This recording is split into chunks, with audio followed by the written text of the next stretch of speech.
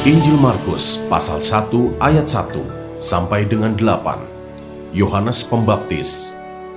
Inilah permulaan Injil tentang Yesus Kristus, Anak Allah. Seperti ada tertulis dalam kitab Nabi Yesaya, "Lihatlah, aku menyuruh utusanku mendahului engkau. Ia akan mempersiapkan jalan bagimu." Ada suara orang yang berseru-seru di padang gurun, "Persiapkanlah jalan untuk Tuhan, luruskanlah jalan baginya." Demikianlah Yohanes Pembaptis tampil di padang gurun dan menyerukan, "Bertobatlah dan berilah dirimu dibaptis, dan Allah akan mengampuni dosamu." Lalu datanglah kepadanya orang-orang dari seluruh daerah Yudea dan semua penduduk Yerusalem, dan sambil mengaku dosanya, mereka dibaptis di sungai Yordan. Yohanes memakai jubah bulu unta dan ikat pinggang kulit, dan makanannya belalang dan madu hutan. Inilah yang diberitakannya, "Sesudah aku akan datang ia yang lebih berkuasa daripadaku. Membungkuk dan membuka tali kasutnya pun aku tidak layak. Aku membaptis kamu dengan air, tetapi ia akan membaptis kamu dengan Roh Kudus."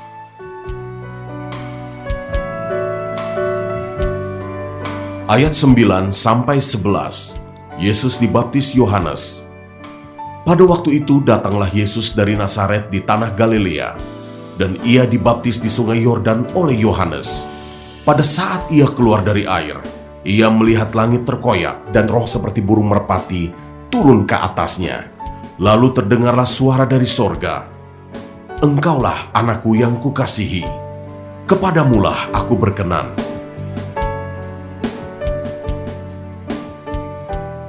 Ayat 12 sampai 13. Pencobaan di padang gurun. Segera sesudah itu roh memimpin dia ke padang gurun. Di padang gurun ia tinggal 40 hari lamanya, dicobai oleh iblis. Ia berada di sana di antara binatang-binatang liar, dan malaikat-malaikat melayani dia.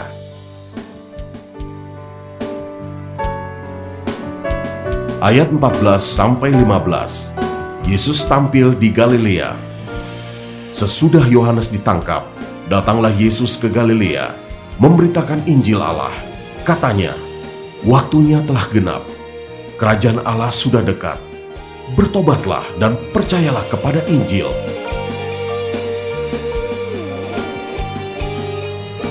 Ayat 16 sampai 20. Yesus memanggil murid-murid yang pertama. Ketika Yesus sedang berjalan menyusur danau Galilea, ia melihat Simon dan Andreas, saudara Simon. Mereka sedang menebarkan jala di danau, sebab mereka penjala ikan. Yesus berkata kepada mereka, "Mari, ikutlah aku, dan kamu akan kujadikan penjala manusia." Lalu mereka pun segera meninggalkan jalannya dan mengikuti dia. Dan setelah Yesus meneruskan perjalanannya sedikit lagi, dilihatnya Yakobus, anak Zebedius, dan Yohanes, saudaranya, sedang membereskan jala di dalam perahu. Yesus segera memanggil mereka, dan mereka meninggalkan ayahnya, Zebedius, di dalam perahu bersama orang-orang upahannya, lalu mengikuti dia.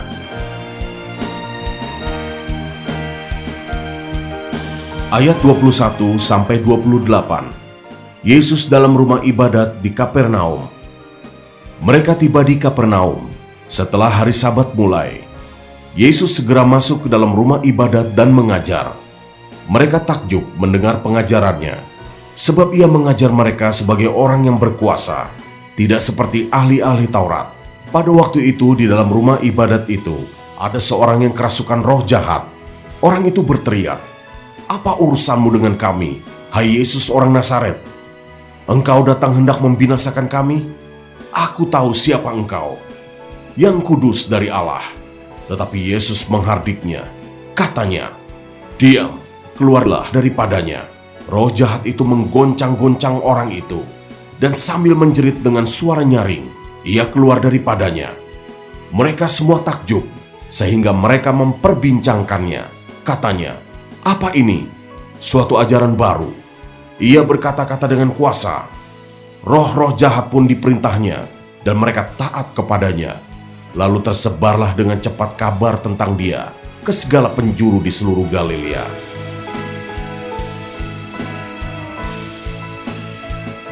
Ayat 29-34. Yesus menyembuhkan ibu mertua Petrus dan orang-orang lain. Sekeluarnya dari rumah ibadat itu, Yesus dengan Yakobus dan Yohanes pergi ke rumah Simon dan Andreas. Ibu mertua Simon terbaring karena sakit demam. Mereka segera memberitahukan keadaannya kepada Yesus. Ia pergi ke tempat perempuan itu dan sambil memegang tangannya, ia membangunkan dia. Lalu lenyaplah demamnya. Kemudian perempuan itu melayani mereka. Menjelang malam, sesudah matahari terbenam, dibawalah kepada Yesus semua orang yang menderita sakit dan yang kerasukan setan. Maka berkumpullah seluruh penduduk kota itu di depan pintu. Ia menyembuhkan banyak orang yang menderita bermacam-macam penyakit dan mengusir banyak setan. Ia tidak memperbolehkan setan-setan itu berbicara, sebab mereka mengenal Dia.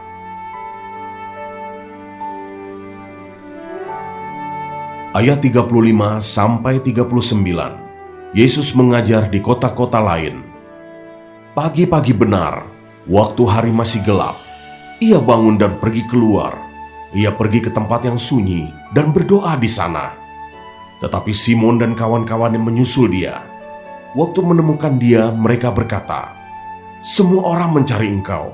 Jawabnya, "Marilah kita pergi ke tempat lain, ke kota-kota yang berdekatan, supaya di sana juga aku memberitakan Injil. Karena untuk itu aku telah datang." Lalu pergilah ia ke seluruh Galilea dan memberitakan Injil dalam rumah-rumah ibadat mereka dan mengusir setan-setan.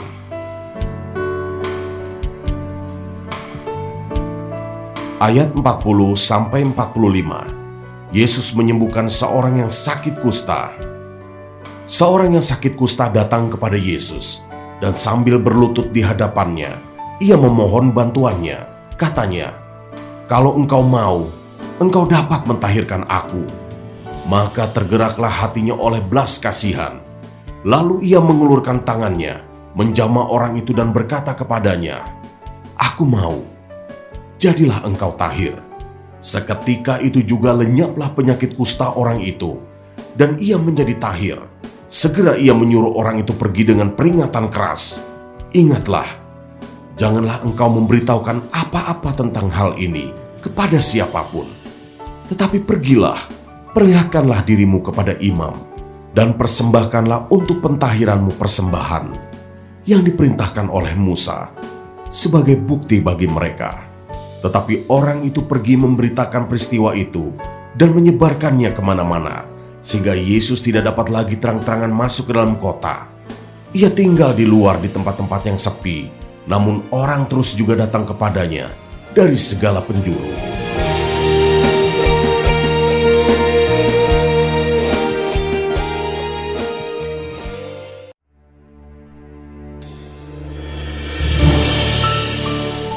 Injil Markus pasal 2 ayat 1-12. Orang lumpuh disembuhkan.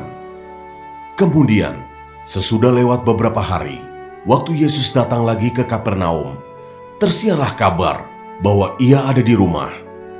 Maka datanglah orang-orang berkerumun sehingga tidak ada lagi tempat, bahkan di muka pintu pun tidak. Sementara ia memberitakan firman kepada mereka, ada orang-orang datang membawa kepadanya seorang lumpuh, digotong oleh 4 orang, tetapi mereka tidak dapat membawanya kepadanya karena orang banyak itu. Lalu mereka membuka atap yang di atasnya. Sesudah terbuka, mereka menurunkan tilam tempat orang lumpuh itu terbaring.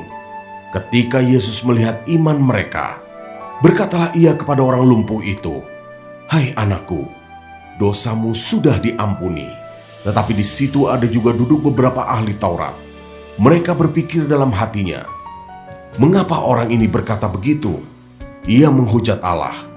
Siapa yang dapat mengampuni dosa selain daripada Allah sendiri?" Tetapi Yesus segera mengetahui dalam hatinya bahwa mereka berpikir demikian. Lalu ia berkata kepada mereka, "Mengapa kamu berpikir begitu dalam hatimu? Manakah lebih mudah mengatakan kepada orang lumpuh ini, 'Dosamu sudah diampuni,' atau mengatakan, 'Bangunlah, angkatlah tilammu dan berjalan'? Tetapi supaya kamu tahu bahwa di dunia ini Anak Manusia berkuasa mengampuni dosa." Berkatalah ia kepada orang lumpuh itu, "Kepadamu kukatakan, bangunlah, angkatlah tempat tidurmu, dan pulanglah ke rumahmu." Dan orang itu pun bangun, segera mengangkat tempat tidurnya, dan pergi keluar di hadapan orang-orang itu. Sehingga mereka semua takjub, lalu memuliakan Allah. Katanya, "Yang begini belum pernah kita lihat."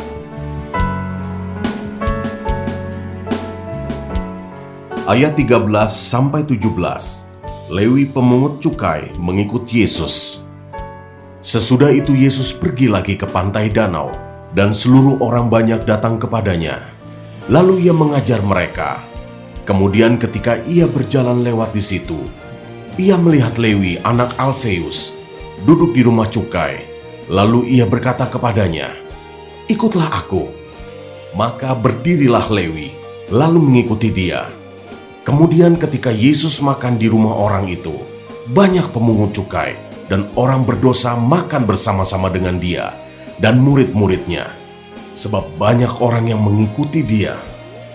Pada waktu ahli-ahli Taurat dari golongan Farisi melihat bahwa ia makan dengan pemungut cukai dan orang berdosa itu, berkatalah mereka kepada murid-muridnya, "Mengapa ia makan bersama-sama dengan pemungut cukai dan orang berdosa?" Yesus mendengarnya dan berkata kepada mereka, "Bukan orang sehat yang memerlukan tabib, tetapi orang sakit. Aku datang bukan untuk memanggil orang benar, melainkan orang berdosa."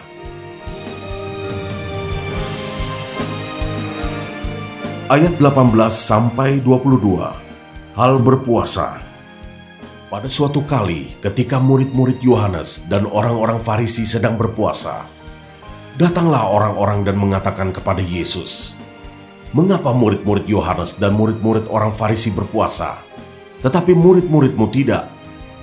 Jawab Yesus kepada mereka, "Dapatkah sahabat-sahabat mempelai laki-laki berpuasa, sedang mempelai itu bersama mereka? Selama mempelai itu bersama mereka, mereka tidak dapat berpuasa. Tetapi waktunya akan datang mempelai itu diambil dari mereka, dan pada waktu itulah mereka akan berpuasa. Tidak seorang pun menambalkan secari kain yang belum susut pada baju yang tua, karena jika demikian, kain penambal itu akan mencabiknya, yang baru mencabik yang tua, lalu makin besarlah koyaknya. Demikian juga tidak seorang pun mengisikan anggur yang baru ke dalam kantong kulit yang tua, karena jika demikian, anggur itu akan mengoyakkan kantong itu, sehingga anggur itu dan kantongnya dua-duanya terbuang. Tetapi anggur yang baru hendaknya disimpan dalam kantong yang baru pula."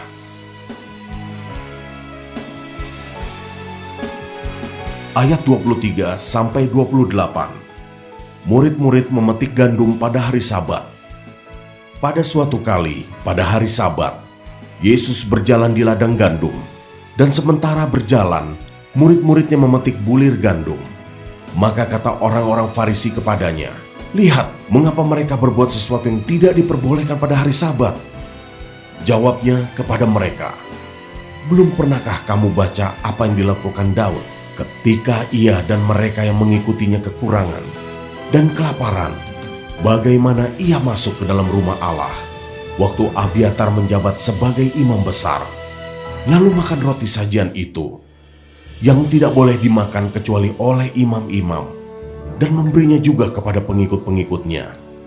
Lalu kata Yesus kepada mereka, "Hari Sabat diadakan untuk manusia, dan bukan manusia untuk hari Sabat. Jadi Anak Manusia adalah juga Tuhan atas hari Sabat."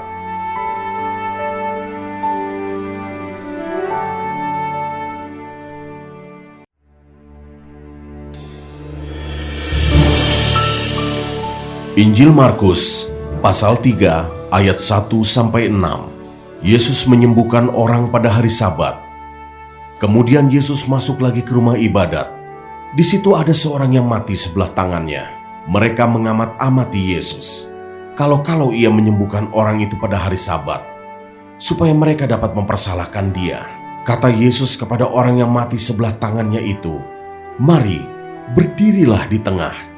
Kemudian katanya kepada mereka, "Manakah yang diperbolehkan pada hari Sabat? berbuat baik atau berbuat jahat, menyelamatkan nyawa orang, atau membunuh orang. Tetapi mereka itu diam saja.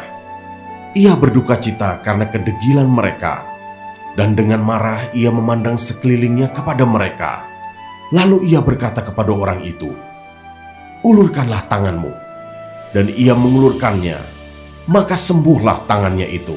Lalu keluarlah orang-orang Farisi dan segera bersekongkol dengan orang-orang Herodian untuk membunuh dia.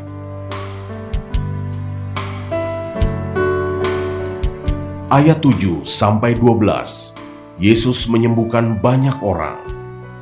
Kemudian Yesus dengan murid-muridnya menyingkir ke danau, dan banyak orang dari Galilea mengikutinya, juga dari Yudea, dari Yerusalem, dari Idumea, dari seberang Yordan, dan dari daerah Tirus dan Sidon datang banyak orang kepadanya.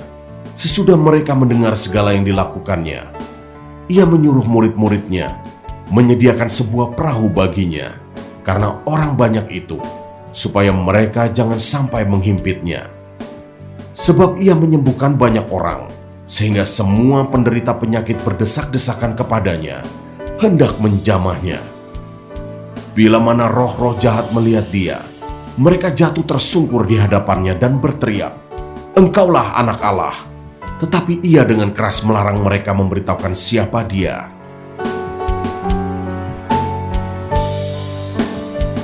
Ayat 13-19, Yesus memanggil ke-12 rasul. Kemudian naiklah Yesus ke atas bukit. Ia memanggil orang-orang yang dikehendakinya, dan mereka pun datang kepadanya. Ia menetapkan 12 orang untuk menyertai dia, dan untuk diutusnya memberitakan Injil, dan diberinya kuasa untuk mengusir setan. Ke-12 orang yang ditetapkannya itu ialah Simon yang diberinya nama Petrus, Yakobus anak Zebedeus, dan Yohanes saudara Yakobus, yang keduanya diberinya nama Boanerges, yang berarti anak-anak guru.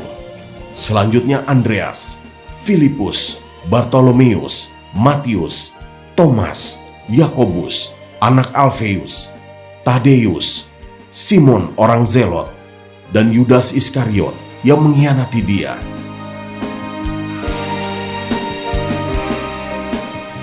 Ayat 20-30, Yesus dan Beelzebul. Kemudian Yesus masuk ke sebuah rumah, maka datanglah orang banyak berkerumun pula, sehingga makan pun mereka tidak dapat. Waktu kaum keluarganya mendengar hal itu, mereka datang hendak mengambil dia, sebab kata mereka, ia tidak waras lagi. Dan ahli-ahli Taurat yang datang dari Yerusalem berkata, ia kerasukan Beelzebul, dan dengan penghulu setan ia mengusir setan. Yesus memanggil mereka, lalu berkata kepada mereka dalam perumpamaan, bagaimana iblis dapat mengusir iblis? Kalau suatu kerajaan terpecah-pecah, kerajaan itu tidak dapat bertahan. Dan jika suatu rumah tangga terpecah-pecah, rumah tangga itu tidak dapat bertahan. Demikianlah juga kalau iblis berontak melawan dirinya sendiri, dan kalau ia terbagi-bagi, ia tidak dapat bertahan, melainkan sudahlah tiba kesudahannya. Tetapi tidak seorang pun dapat memasuki rumah seorang yang kuat untuk merampas harta bendanya, apabila tidak diikatnya dahulu orang kuat itu. Sesudah itu barulah dapat ia merampok rumah itu. Aku berkata kepadamu, sesungguhnya semua dosa dan hujat anak-anak manusia akan diampuni, ya, semua hujat yang mereka ucapkan.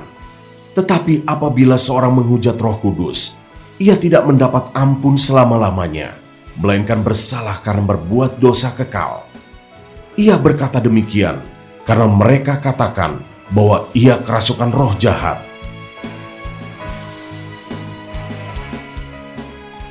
Ayat 31-35, Yesus dan sanak saudaranya. Lalu datanglah ibu dan saudara-saudara Yesus, sementara mereka berdiri di luar. Mereka menyuruh orang memanggil dia. Ada orang banyak duduk mengelilingi dia. Mereka berkata kepadanya, lihat, ibu dan saudara-saudaramu ada di luar dan berusaha menemui engkau. Jawab Yesus kepada mereka, siapa ibuku dan siapa saudara-saudaraku? Ia melihat kepada orang-orang yang duduk di sekelilingnya itu dan berkata, "Ini ibuku dan saudara-saudaraku. Barang siapa melakukan kehendak Allah, dialah saudaraku laki-laki, dialah saudaraku perempuan, dialah ibuku."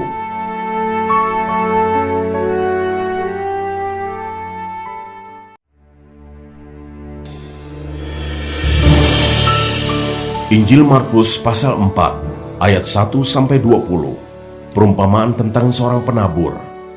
Pada suatu kali Yesus mulai pula mengajar di tepi danau. Maka datanglah orang banyak yang sangat besar jumlahnya mengerumuni dia, sehingga ia naik ke sebuah perahu yang sedang berlabuh, lalu duduk di situ, sedangkan semua orang banyak itu di darat, di tepi danau itu. Dan ia mengajarkan banyak hal dalam perumpamaan kepada mereka. Dalam ajarannya itu ia berkata kepada mereka, "Dengarlah, adalah seorang penabur keluar untuk menabur. Pada waktu ia menabur, sebagian benih itu jatuh di pinggir jalan. Lalu datanglah burung dan memakannya sampai habis.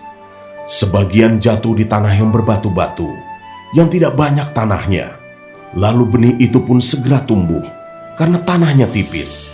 Tetapi sesudah matahari terbit, layulah ia dan menjadi kering, karena tidak berakar. Sebagian lagi jatuh di tengah semak duri. Lalu makin besarlah semak itu, dan menghimpitnya sampai mati, sehingga ia tidak berbuah. Dan sebagian jatuh di tanah yang baik. Ia tumbuh dengan suburnya, dan berbuah. Hasilnya ada yang 30 kali lipat, ada yang 60 kali lipat, ada yang 100 kali lipat. Dan katanya, siapa mempunyai telinga untuk mendengar, hendaklah ia mendengar." Ketika ia sendirian, pengikut-pengikutnya dan ke-12 murid itu menanyakan dia tentang perumpamaan itu. Jawabnya, "Kepadamu telah diberikan rahasia kerajaan Allah. Tetapi kepada orang-orang luar segala sesuatu disampaikan dalam perumpamaan, supaya sekalipun melihat, mereka tidak menanggap, sekalipun mendengar, mereka tidak mengerti, supaya mereka jangan berbalik dan mendapat ampun." Lalu ia berkata kepada mereka, "Tidakkah kamu mengerti perumpamaan ini? Kalau demikian, bagaimana kamu dapat memahami semua perumpamaan yang lain?" Penabur itu menaburkan firman. Orang-orang yang di pinggir jalan, tempat firman itu ditaburkan, ialah mereka yang mendengar firman. Lalu datanglah iblis dan mengambil firman yang baru ditaburkan di dalam mereka. Demikian juga yang ditaburkan di tanah yang berbatu-batu, ialah orang-orang yang mendengar firman itu dan segera menerimanya dengan gembira. Tetapi mereka tidak berakar dan tahan sebentar saja. Apabila kemudian datang penindasan atau penganiayaan karena firman itu, mereka segera murtad. Dan yang lain ialah yang ditaburkan di tengah semak duri. Itulah yang mendengar firman itu, lalu kekhawatiran dunia ini dan tipu daya kekayaan dan keinginan-keinginan akan hal yang lain masuklah menghimpit firman itu, sehingga tidak berbuah. Dan akhir yang ditaburkan di tanah yang baik ialah orang yang mendengar dan menyambut firman itu, lalu berbuah.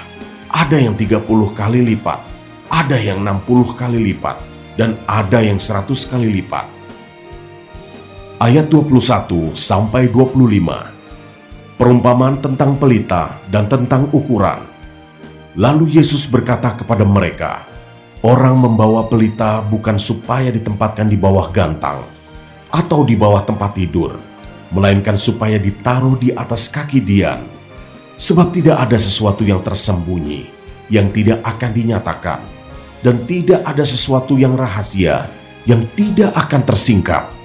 Barang siapa mempunyai telinga untuk mendengar, hendaklah ia mendengar." Lalu ia berkata lagi, "Camkanlah apa yang kamu dengar. Ukuran yang kamu pakai untuk mengukur akan diukurkan kepadamu, akan ditambah lagi kepadamu. Karena siapa yang mempunyai, kepadanya akan diberi. Tetapi siapa yang tidak mempunyai, apapun juga yang ada padanya akan diambil daripadanya."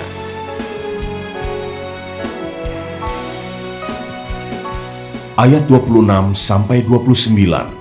Lalu kata Yesus, Beginilah hal kerajaan Allah itu.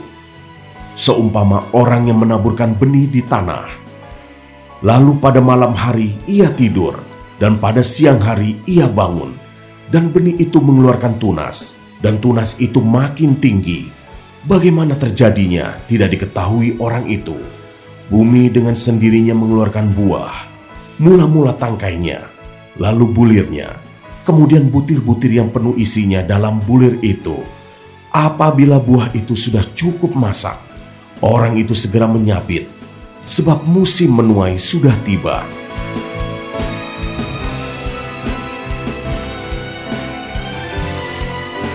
Ayat 30-34, perumpamaan tentang biji sesawi. Katanya lagi, dengan apa hendak kita membandingkan kerajaan Allah itu? Atau dengan perumpamaan manakah hendaknya kita menggambarkannya?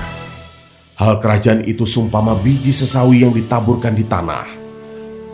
Memang, biji itu yang paling kecil daripada segala jenis benih yang ada di bumi. Tetapi apabila ia ditaburkan, ia tumbuh dan menjadi lebih besar daripada segala sayuran yang lain dan mengeluarkan cabang-cabang yang besar, sehingga burung-burung di udara dapat bersarang dalam naungannya. Dalam banyak perumpamaan yang semacam itu, ia memberitakan firman kepada mereka sesuai dengan pengertian mereka, dan tanpa perumpamaan, ia tidak berkata-kata kepada mereka, tetapi kepada murid-muridnya, ia menguraikan segala sesuatu secara tersendiri.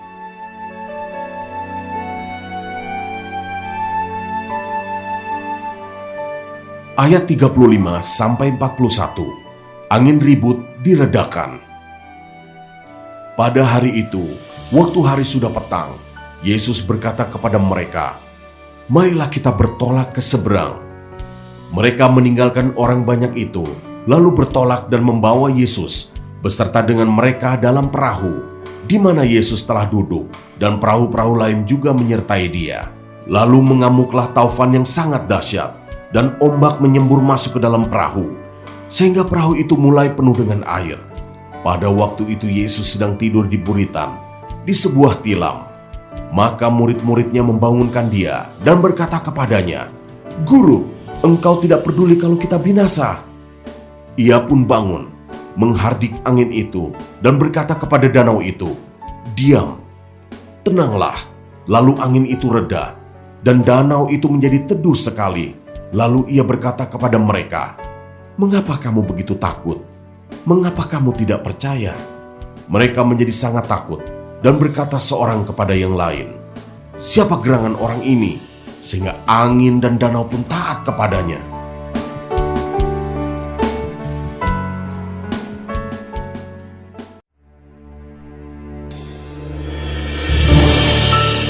Injil Markus pasal 5 ayat 1-20. Yesus mengusir roh jahat dari orang Gerasa. Lalu sampailah mereka di seberang danau, di daerah orang Gerasa. Baru saja Yesus turun dari perahu, datanglah seorang yang kerasukan roh jahat. Dari pekuburan menemui dia. Orang itu diam di sana, dan tidak ada seorang pun lagi yang sanggup mengikatnya, sekalipun dengan rantai.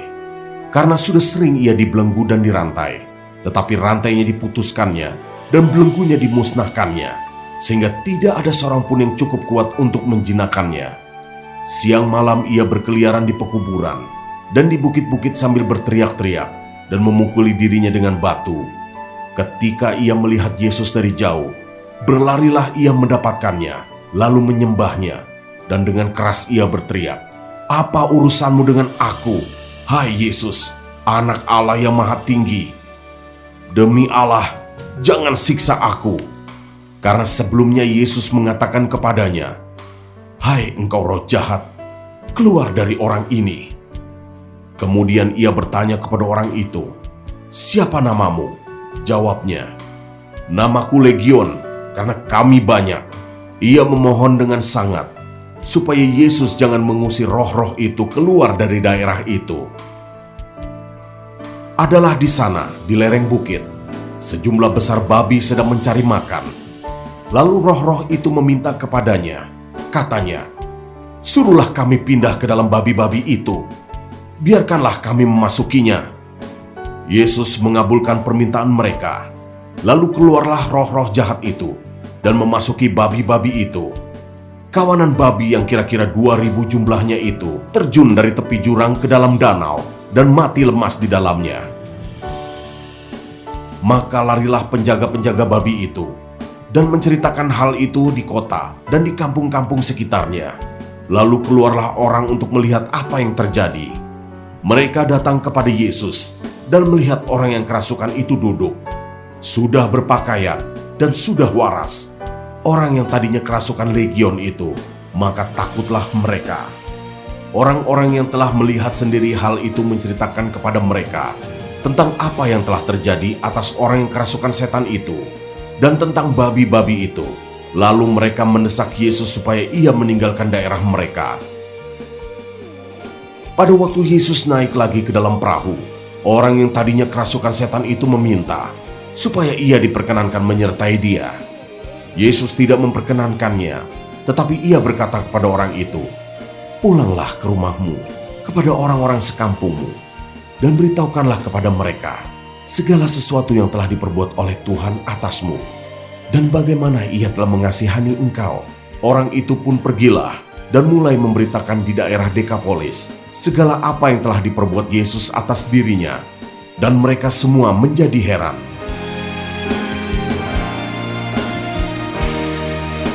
Ayat 21-43, Yesus membangkitkan anak Yairus dan menyembuhkan seorang perempuan yang sakit pendarahan.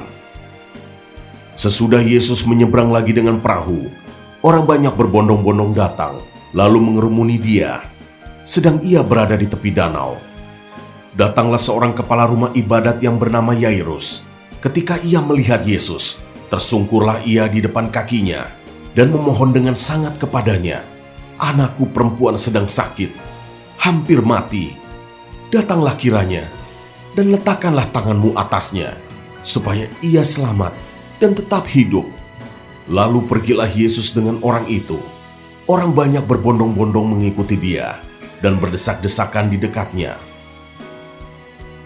Adalah di situ seorang perempuan yang sudah 12 tahun lamanya menderita pendarahan.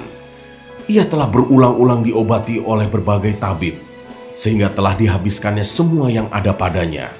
Namun sama sekali tidak ada faedahnya, malah sebaliknya keadaannya makin memburuk. Dia sudah mendengar berita-berita tentang Yesus.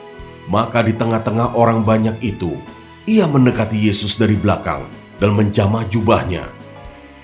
Sebab katanya, "Asal ku jamah saja jubahnya, aku akan sembuh." Seketika itu juga berhentilah pendarahannya dan ia merasa bahwa badannya sudah sembuh dari penyakitnya. Pada ketika itu juga Yesus mengetahui bahwa ada tenaga yang keluar dari dirinya. Lalu ia berpaling di tengah orang banyak dan bertanya, "Siapa yang menjamah jubahku?" Murid-muridnya menjawab, "Engkau melihat bagaimana orang-orang ini berdesak-desakan dekatmu, dan engkau bertanya, 'Siapa yang menjamah aku?'" Lalu ia memandang sekelilingnya untuk melihat siapa yang telah melakukan hal itu. Perempuan itu yang menjadi takut dan gemetar ketika mengetahui apa yang telah terjadi atas dirinya, tampil dan tersungkur di depan Yesus dan dengan tulus memberitahukan segala sesuatu kepadanya. Maka katanya kepada perempuan itu, "Hai anakku, imanmu telah menyelamatkan engkau. Pergilah dengan selamat dan sembuhlah dari penyakitmu." Ketika Yesus masih berbicara, datanglah orang dari keluarga kepala rumah ibadat itu dan berkata, "Anakmu sudah mati. Apa perlunya lagi engkau menyusah-nyusahkan guru?" Tetapi Yesus tidak menghiraukan perkataan mereka dan berkata kepada kepala rumah ibadat, "Jangan takut, percaya saja." Lalu Yesus tidak memperbolehkan seorang pun ikut serta, kecuali Petrus, Yakobus, dan Yohanes, saudara Yakobus. Mereka tiba di rumah kepala rumah ibadat, dan di sana dilihatnya orang-orang ribut, menangis dan meratap dengan suara nyaring. Sesudah ia masuk, ia berkata kepada orang-orang itu, "Mengapa kamu ribut dan menangis? Anak ini tidak mati, tetapi tidur." Tetapi mereka menertawakan dia. Maka diusirnya semua orang itu, lalu dibawanya ayah dan ibu anak itu, dan mereka yang bersama-sama dengan dia masuk ke kamar anak itu. Lalu dipegangnya tangan anak itu. Katanya, "Talita kum," yang berarti, "Hai anak, aku berkata kepadamu, bangunlah." Seketika itu juga anak itu bangkit berdiri dan berjalan, sebab umurnya sudah 12 tahun. Semua orang yang hadir sangat takjub. Dengan sangat ia berpesan kepada mereka, supaya jangan seorang pun mengetahui hal itu. Lalu ia menyuruh mereka memberi anak itu makan.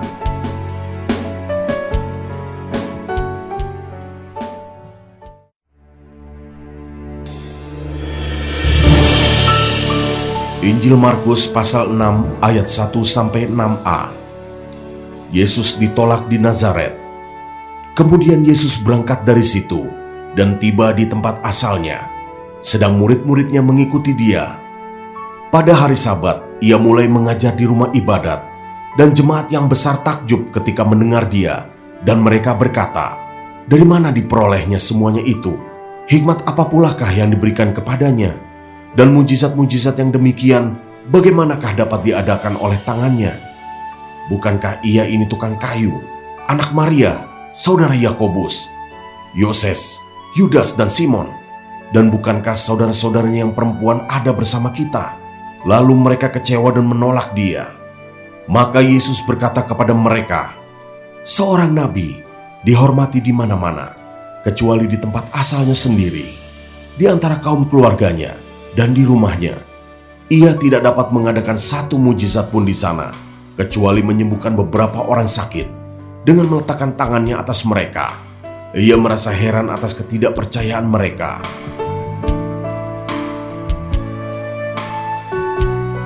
Ayat 6b-13. Yesus mengutus ke-12 rasul. Lalu Yesus berjalan keliling dari desa ke desa sambil mengajar. Ia memanggil ke-12 murid itu dan mengutus mereka berdua-dua.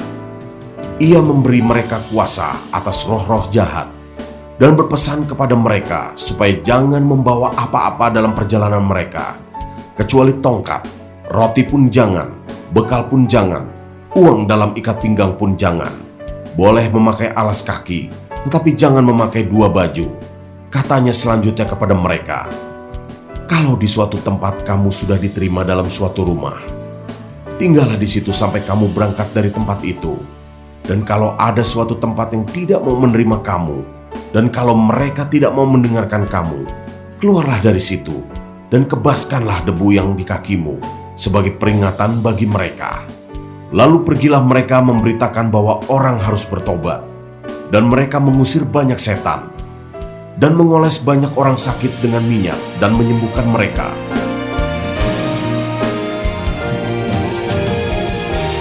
Ayat 14-29. Yohanes Pembaptis dibunuh. Raja Herodes juga mendengar tentang Yesus, sebab namanya sudah terkenal dan orang mengatakan, Yohanes Pembaptis sudah bangkit dari antara orang mati, dan itulah sebabnya kuasa-kuasa itu bekerja di dalam dia. Yang lain mengatakan, dia itu Elia. Yang lain lagi mengatakan, dia itu seorang nabi, sama seperti nabi-nabi yang dahulu. Waktu Herodes mendengar hal itu, ia berkata, "Bukan, dia itu Yohanes yang sudah kupenggal kepalanya, dan yang bangkit lagi."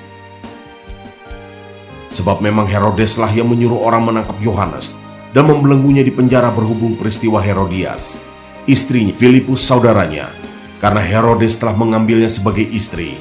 Karena Yohanes pernah menegur Herodes, "Tidak halal engkau mengambil istri saudaramu." Karena itu Herodias menaruh dendam pada Yohanes dan bermaksud untuk membunuh dia, tetapi tidak dapat. Sebab Herodes segan akan Yohanes, karena ia tahu bahwa Yohanes adalah orang yang benar dan suci, jadi ia melindunginya. Tetapi apabila ia mendengarkan Yohanes, hatinya selalu terombang-ambing, namun ia merasa senang juga mendengarkan dia.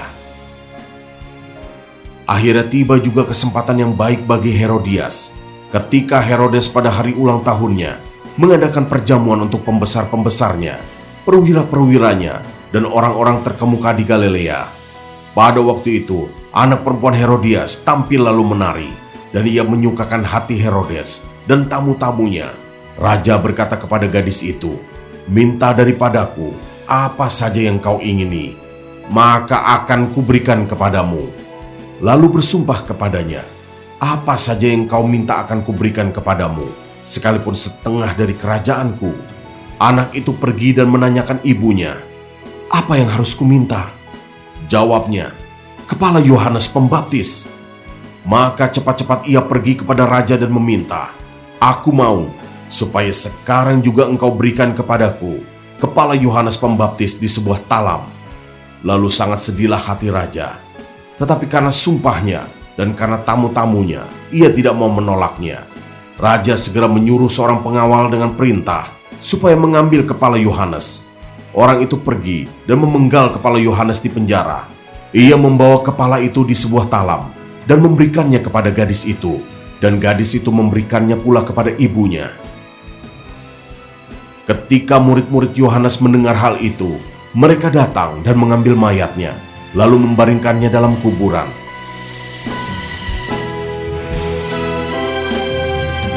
Ayat 30-44. Yesus memberi makan 5.000 orang.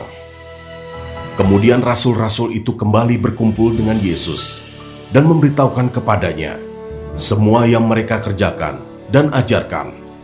Lalu ia berkata kepada mereka, marilah ke tempat yang sunyi, supaya kita sendirian, dan beristirahatlah seketika. Sebab memang begitu banyaknya orang yang datang dan yang pergi, sehingga makan pun mereka tidak sempat. Maka berangkatlah mereka untuk mengasingkan diri dengan perahu ke tempat yang sunyi. Tetapi pada waktu mereka bertolak, banyak orang melihat mereka dan mengetahui tujuan mereka. Dengan mengambil jalan darat, segeralah datang orang dari semua kota ke tempat itu, sehingga mendahului mereka. Ketika Yesus mendarat, ia melihat sejumlah besar orang banyak. Maka tergeraklah hatinya oleh belas kasihan kepada mereka, karena mereka seperti domba yang tidak mempunyai gembala. Lalu mulailah ia mengajarkan banyak hal kepada mereka. Pada waktu hari sudah mulai malam, datanglah murid-muridnya kepadanya dan berkata, tempat ini sunyi dan hari sudah mulai malam. Suruhlah mereka pergi, supaya mereka dapat membeli makanan di desa-desa dan di kampung-kampung di sekitar ini. Tetapi jawabnya, kamu harus memberi mereka makan. Kata mereka kepadanya, jadi haruskah kami membeli roti seharga 200 dinar untuk memberi mereka makan? Tetapi ia berkata kepada mereka, berapa banyak roti yang ada padamu? Cobalah periksa. Sesudah memeriksanya mereka berkata, 5 roti dan 2 ikan. Lalu ia menyuruh orang-orang itu supaya semua duduk berkelompok-kelompok di atas rumput hijau. Maka duduklah mereka berkelompok-kelompok, ada yang 100, ada yang 50 orang. Dan setelah ia mengambil 5 roti dan 2 ikan itu, ia menenggadah ke langit dan mengucap berkat, lalu memecah-mecahkan roti itu dan memberikannya kepada murid-muridnya, supaya dibagi-bagikan kepada orang-orang itu. Begitu juga kedua ikan itu dibagi-bagikannya kepada semua mereka. Dan mereka semuanya makan sampai kenyang. Kemudian orang mengumpulkan potongan-potongan roti 12 bakul penuh, selain daripada sisa-sisa ikan. Yang ikut makan roti itu ada 5.000 orang laki-laki.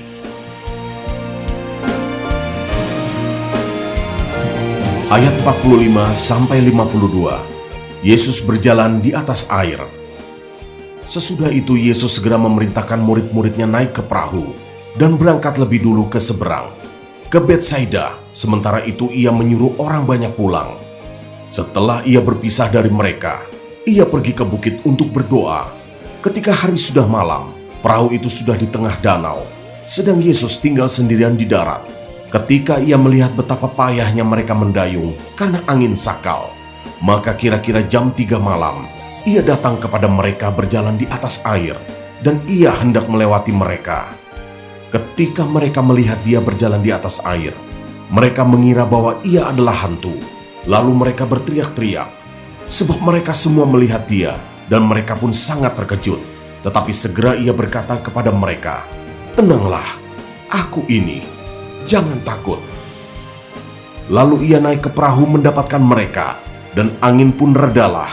Mereka sangat tercengang dan bingung, sebab sesudah peristiwa roti itu, mereka belum juga mengerti, dan hati mereka tetap degil.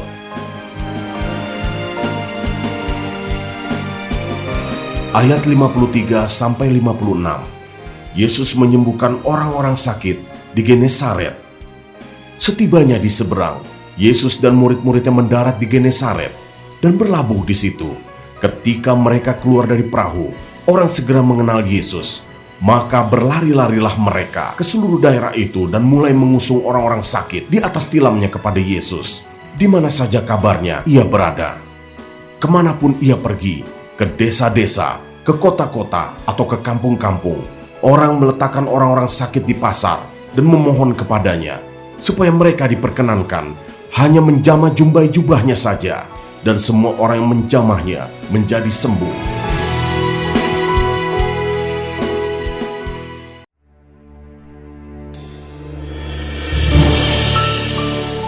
Injil Markus pasal 7, ayat 1-23. Perintah Allah dan adat istiadat Yahudi. Pada suatu kali serombongan orang Farisi dan beberapa ahli Taurat dari Yerusalem datang menemui Yesus. Mereka melihat bahwa beberapa orang muridnya makan dengan tangan najis, yaitu dengan tangan yang tidak dibasuh. Sebab orang-orang Farisi, seperti orang-orang Yahudi lainnya, tidak makan kalau tidak melakukan pembasuhan tangan lebih dulu, karena mereka berpegang pada adat istiadat nenek moyang mereka. Dan kalau pulang dari pasar, mereka juga tidak makan kalau tidak lebih dahulu membersihkan dirinya. Banyak warisan lain lagi yang mereka pegang, umpamanya hal mencuci cawan, kendi, dan perkakas-perkakas tembaga. Karena itu, orang-orang Farisi dan ahli-ahli Taurat itu bertanya kepadanya, "Mengapa murid-muridmu tidak hidup menurut adat istiadat nenek moyang kita, tetapi makan dengan tangan najis?" Jawabnya kepada mereka, "Benarlah nubuat Yesaya tentang kamu, hai orang-orang munafik. Sebab ada tertulis, bangsa ini memuliakan aku dengan bibirnya, padahal hatinya jauh daripadaku. Percuma mereka beribadah kepadaku, sedangkan ajaran yang mereka ajarkan ialah perintah manusia. Perintah Allah kamu abaikan untuk berpegang pada adat istiadat manusia." Yesus berkata pula kepada mereka, "Sungguh pandai kamu mengesampingkan perintah Allah, supaya kamu dapat memelihara adat istiadatmu sendiri. Karena Musa telah berkata, 'Hormatilah ayahmu dan ibumu,' dan siapa yang mengutuki ayahnya atau ibunya harus mati. Tetapi kamu berkata, kalau seorang berkata kepada bapaknya atau ibunya, 'Apa yang ada padaku, yang dapat digunakan untuk pemeliharaanmu, sudah digunakan untuk korban, yaitu persembahan kepada Allah,' maka kamu tidak membiarkannya lagi berbuat sesuatu pun untuk bapaknya atau ibunya.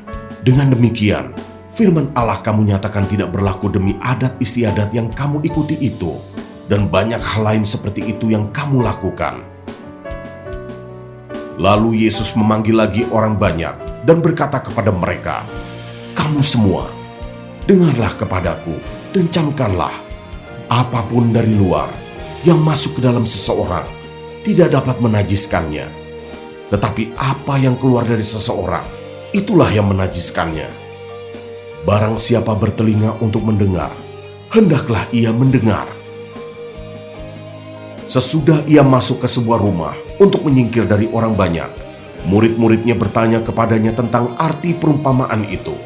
Maka jawabnya, "Apakah kamu juga tidak dapat memahaminya?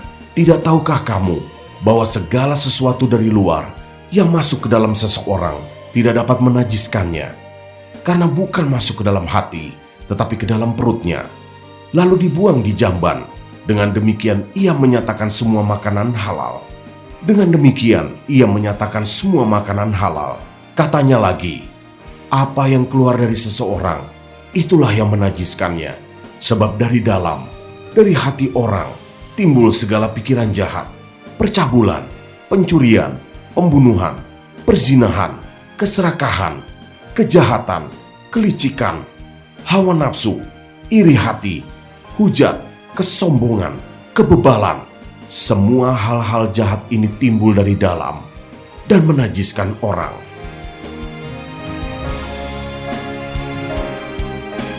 Ayat 24-30. Perempuan Siro Fenisia yang percaya. Lalu Yesus berangkat dari situ dan pergi ke daerah Tirus. Ia masuk ke sebuah rumah dan tidak mau bahwa ada orang yang mengetahuinya, tetapi kedatangannya tidak dapat dirahasiakan. Malah seorang ibu yang anaknya perempuan kerasukan roh jahat segera mendengar tentang dia, lalu datang dan tersungkur di depan kakinya. Perempuan itu seorang Yunani bangsa Siro-Fenisia.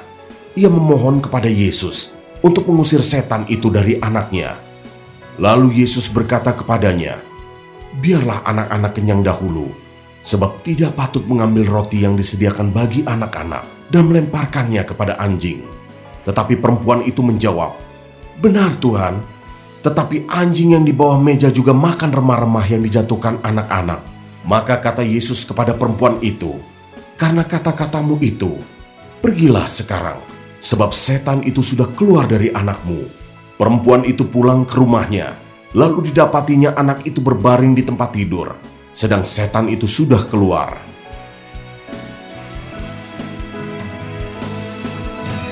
Ayat 31 sampai 37, Yesus menyembuhkan seorang tuli. Kemudian Yesus meninggalkan pula daerah Tirus dan dengan melalui Sidon pergi ke Danau Galilea di tengah-tengah daerah Dekapolis.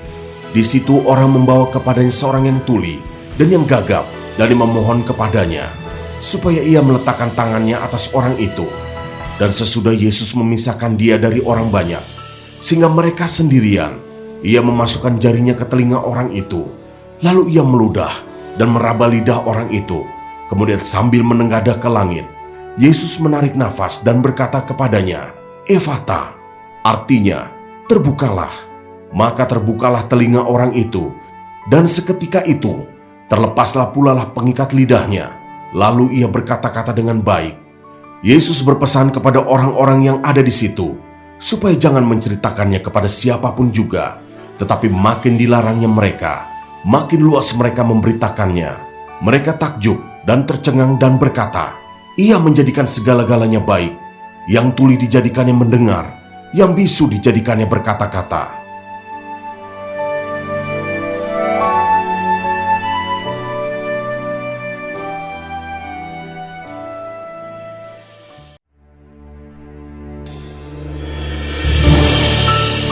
Injil Markus pasal 8 ayat 1 sampai 10. Yesus memberi makan 4.000 orang. Pada waktu itu ada pula orang banyak di situ yang besar jumlahnya. Dan karena mereka tidak mempunyai makanan, Yesus memanggil murid-muridnya dan berkata, "Hatiku tergerak oleh belas kasihan kepada orang banyak ini. Sudah 3 hari mereka mengikuti aku dan mereka tidak mempunyai makanan.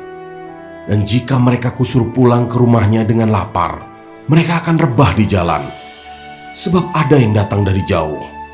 Murid-muridnya menjawab, "Bagaimana di tempat yang sunyi ini orang dapat memberi mereka roti sampai kenyang?" Yesus bertanya kepada mereka, "Berapa roti ada padamu?" Jawab mereka, 7. Lalu ia menyuruh orang banyak itu duduk di tanah. Sesudah itu ia mengambil ke-7 roti itu, mengucap syukur, memecah-mecahkannya dan memberikannya kepada murid-muridnya untuk dibagi-bagikan. Dan mereka memberikannya kepada orang banyak. Mereka juga mempunyai beberapa ikan, dan sesudah mengucap berkat atasnya, ia menyuruh supaya ikan itu juga dibagi-bagikan. Dan mereka makan sampai kenyang. Kemudian orang mengumpulkan potongan-potongan roti yang sisa, sebanyak 7 bakul. Mereka itu ada kira-kira 4.000 orang. Lalu Yesus menyuruh mereka pulang. Ia segera naik ke perahu dengan murid-muridnya dan bertolak ke daerah Dalmanuta.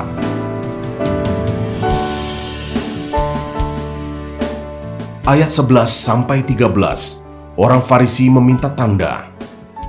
Lalu muncullah orang-orang Farisi dan bersoal jawab dengan Yesus. Untuk mencobai dia, mereka meminta daripadanya suatu tanda dari sorga. Maka mengeluhlah ia dalam hatinya dan berkata, "Mengapa angkatan ini meminta tanda? Aku berkata kepadamu, sesungguhnya kepada angkatan ini sekali-kali tidak akan diberi tanda." Ia meninggalkan mereka. Ia naik pula ke perahu dan bertolak ke seberang.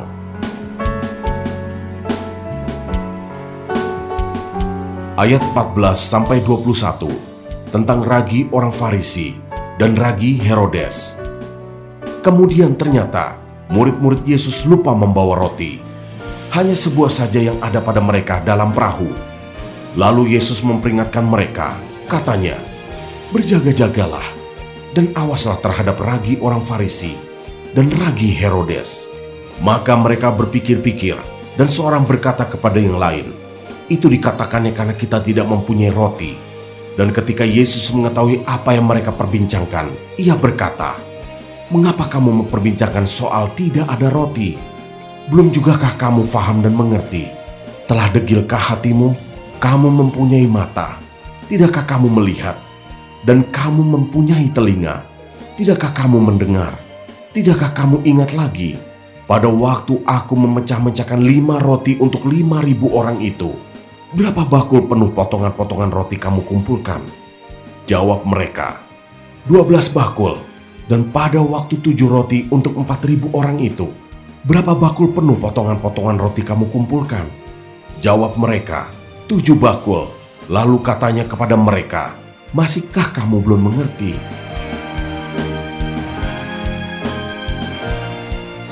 Ayat 22-26.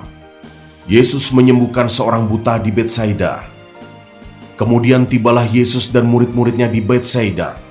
Di situ orang membawa kepada Yesus seorang buta, dan mereka memohon kepadanya supaya ia menjamah dia. Yesus memegang tangan orang buta itu dan membawa dia keluar kampung. Lalu ia meludahi mata orang itu dan meletakkan tangannya atasnya dan bertanya, "Sudahkah kau lihat sesuatu?" Orang itu memandang ke depan, lalu berkata, "Aku melihat orang, sebab melihat mereka berjalan-jalan, tetapi tampaknya seperti pohon-pohon." Yesus meletakkan lagi tangannya pada mata orang itu. Maka orang itu sungguh-sungguh melihat dan telah sembuh, sehingga ia dapat melihat segala sesuatu dengan jelas. Sesudah itu Yesus menyuruh dia pulang ke rumahnya dan berkata, "Jangan masuk ke kampung."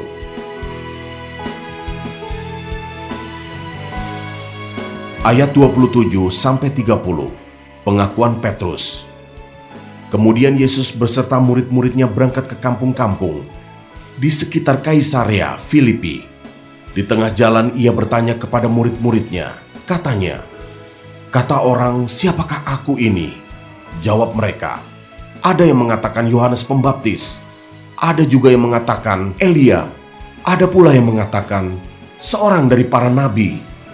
Ia bertanya kepada mereka, "Tetapi apa katamu? Siapakah aku ini?" Maka jawab Petrus, "Engkau adalah Mesias." Lalu Yesus melarang mereka dengan keras, supaya jangan memberitahukan kepada siapapun tentang dia.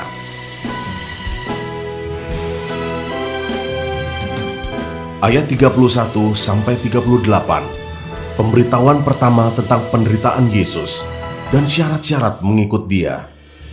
Kemudian mulailah Yesus mengajarkan kepada mereka bahwa Anak Manusia harus menanggung banyak penderitaan dan ditolak oleh tua-tua, imam-imam kepala, dan ahli-ahli Taurat, lalu dibunuh dan bangkit sesudah 3 hari. Hal ini dikatakannya dengan terus terang, tetapi Petrus menarik Yesus ke samping dan menegur dia. Maka berpalinglah Yesus, dan sambil memandang murid-muridnya, ia memarahi Petrus. Katanya, "Enyalah iblis, sebab engkau bukan memikirkan apa yang dipikirkan Allah, melainkan apa yang dipikirkan manusia." Lalu Yesus memanggil orang banyak dan murid-muridnya dan berkata kepada mereka, "Setiap orang yang mau mengikut aku, ia harus menyangkal dirinya, memikul salibnya, dan mengikut aku. Karena siapa yang mau menyelamatkan nyawanya, ia akan kehilangan nyawanya. Tetapi barang siapa kehilangan nyawanya karena aku dan karena Injil, ia akan menyelamatkannya. Apa gunanya seorang memperoleh seluruh dunia, tetapi ia kehilangan nyawanya?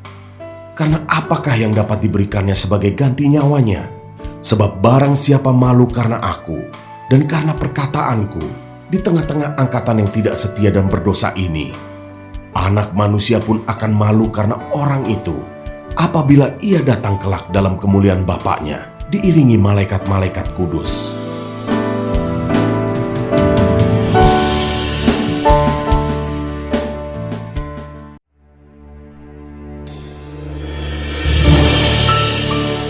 Injil Markus pasal 9 ayat 1. Katanya lagi kepada mereka, "Aku berkata kepadamu, sesungguhnya di antara orang yang hadir di sini, ada yang tidak akan mati sebelum mereka melihat bahwa kerajaan Allah telah datang dengan kuasa.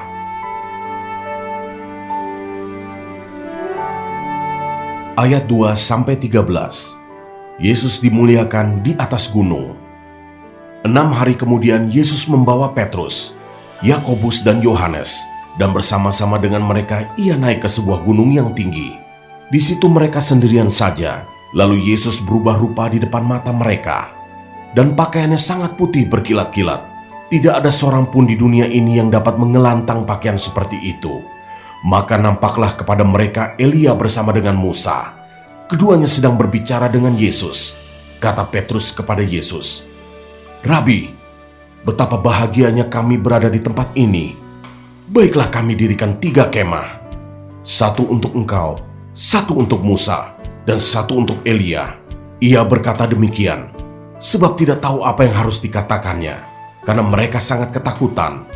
Maka datanglah awan menaungi mereka, dan dari dalam awan itu terdengar suara, "Inilah anak yang kukasihi, dengarkanlah dia." Dan sekonyong-konyong waktu mereka memandang sekeliling mereka, mereka tidak melihat seorang pun lagi bersama mereka, kecuali Yesus seorang diri. Pada waktu mereka turun dari gunung itu, Yesus berpesan kepada mereka supaya mereka jangan menceritakan kepada seorang pun apa yang mereka lihat itu, sebelum Anak Manusia bangkit dari antara orang mati. Mereka memegang pesan tadi sambil mempersoalkan di antara mereka apa yang dimaksud dengan bangkit dari antara orang mati. Lalu mereka bertanya kepadanya, "Mengapa ahli-ahli Taurat berkata bahwa Elia harus datang dahulu?" Jawab Yesus, "Memang Elia akan datang dahulu dan memulihkan segala sesuatu. Hanya, bagaimanakah dengan yang ada tertulis mengenai Anak Manusia, bahwa ia akan banyak menderita dan akan dihinakan? Tetapi aku berkata kepadamu, memang Elia sudah datang, dan orang memperlakukan dia menurut kehendak mereka, sesuai dengan yang ada tertulis tentang dia."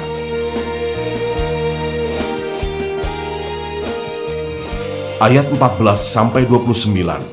Yesus mengusir roh dari seorang anak yang bisu. Ketika Yesus, Petrus, Yakobus, dan Yohanes kembali pada murid-murid lain, mereka melihat orang banyak mengerumuni murid-murid itu, dan beberapa ahli Taurat sedang mempersoalkan sesuatu dengan mereka. Pada waktu orang banyak itu melihat Yesus, tercenganglah mereka semua dan bergegas menyambut dia. Lalu Yesus bertanya kepada mereka, "Apa yang kamu persoalkan dengan mereka?" Kata seorang dari orang banyak itu, "Guru, anakku ini kubawa kepadamu, karena ia kerasukan roh yang membisukan dia. Dan setiap kali roh itu menyerang dia, roh itu membantingkannya ke tanah. Lalu mulutnya berbusa, giginya berkertakan, dan tubuhnya menjadi kejang. Aku sudah meminta kepada murid-muridmu, supaya mereka mengusir roh itu, tetapi mereka tidak dapat." Maka kata Yesus kepada mereka, "Hai kamu angkatan yang tidak percaya, berapa lama lagi aku harus tinggal di antara kamu?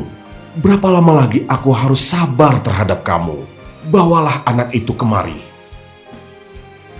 Lalu mereka membawanya kepadanya. Waktu roh itu melihat Yesus, anak itu segera digoncang-goncangnya, dan anak itu terpelanting ke tanah dan terguling-guling, sedang mulutnya berbusa.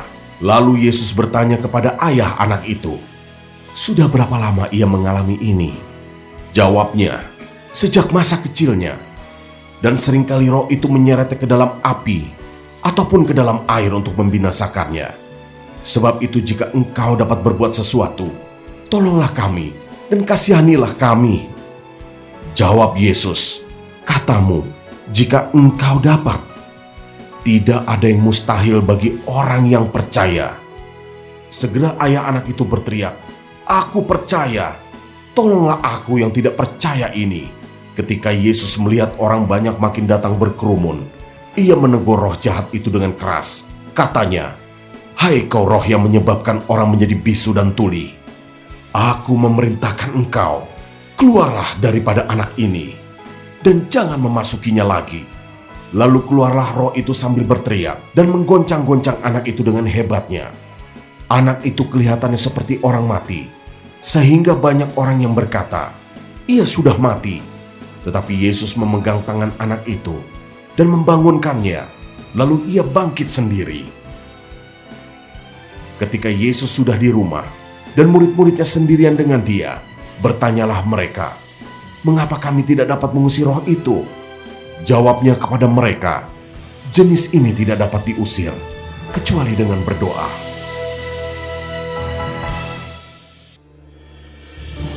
Ayat 30-32, pemberitahuan kedua tentang penderitaan Yesus. Yesus dan murid-muridnya berangkat dari situ dan melewati Galilea.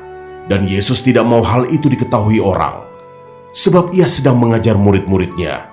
Ia berkata kepada mereka, "Anak manusia akan diserahkan ke dalam tangan manusia, dan mereka akan membunuh dia, dan 3 hari sesudah ia dibunuh, ia akan bangkit." Mereka tidak mengerti perkataan itu, namun segan menanyakannya kepadanya. Ayat 33-37, siapa yang terbesar di antara para murid? Kemudian tibalah Yesus dan murid-muridnya di Kapernaum. Ketika Yesus sudah di rumah, ia bertanya kepada murid-muridnya, "Apa yang kamu perbincangkan tadi di tengah jalan?" Tetapi mereka diam, sebab di tengah jalan tadi mereka mempertengkarkan siapa yang terbesar di antara mereka. Lalu Yesus duduk dan memanggil ke-12 murid itu.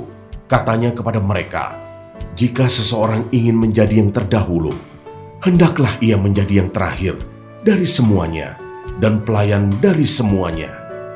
Maka Yesus mengambil seorang anak kecil dan menempatkannya di tengah-tengah mereka.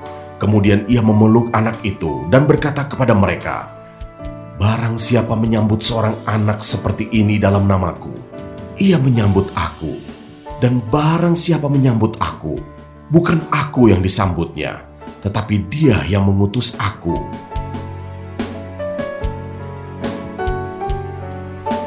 Ayat 38-41, seorang yang bukan murid Yesus mengusir setan.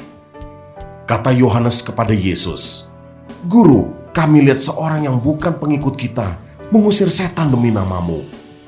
Lalu kami cegah orang itu, karena ia bukan pengikut kita."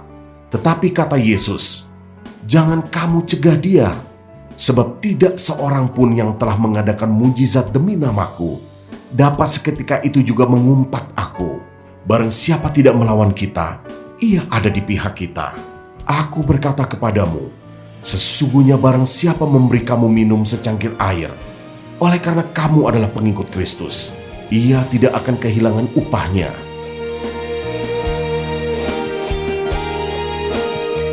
Ayat 42-50, siapa yang menyesatkan orang?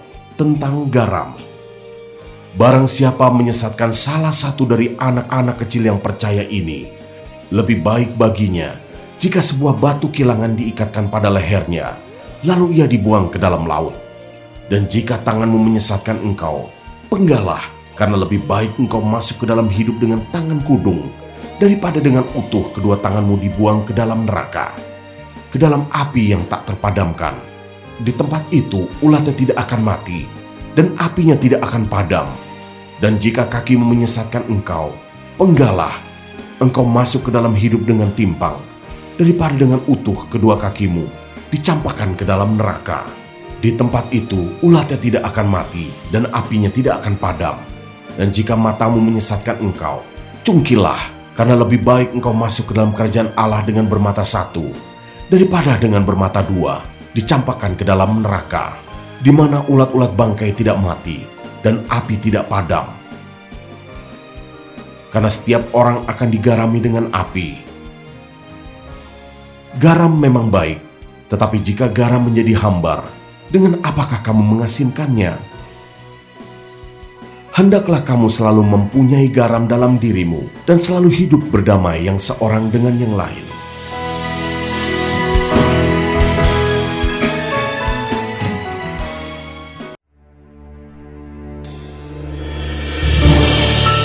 Injil Markus pasal 10 ayat 1-12, perceraian.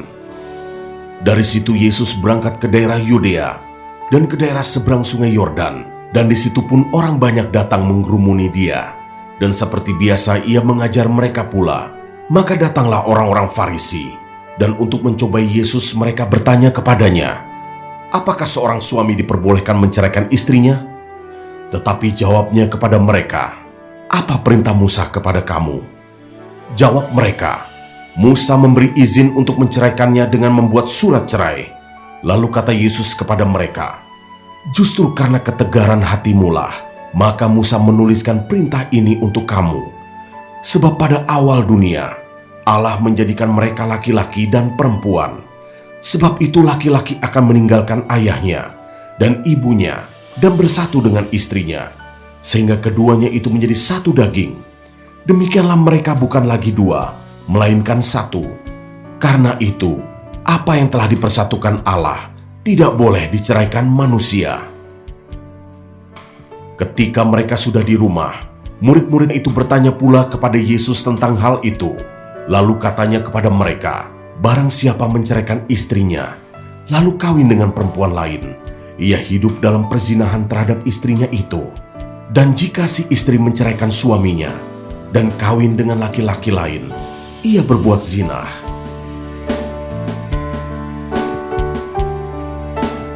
Ayat 13-16. Yesus memberkati anak-anak. Lalu orang membawa anak-anak kecil kepada Yesus, supaya ia menjamah mereka. Akan tetapi murid-muridnya memarahi orang-orang itu. Ketika Yesus melihat hal itu, ia marah dan berkata kepada mereka, "Biarkan anak-anak itu datang kepadaku. Jangan menghalang-halangi mereka. Sebab orang-orang yang seperti itulah yang mempunyai kerajaan Allah.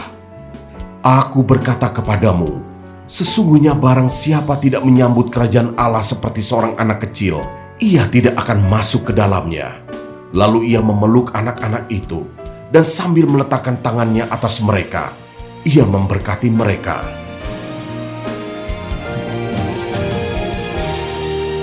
Ayat 17-27.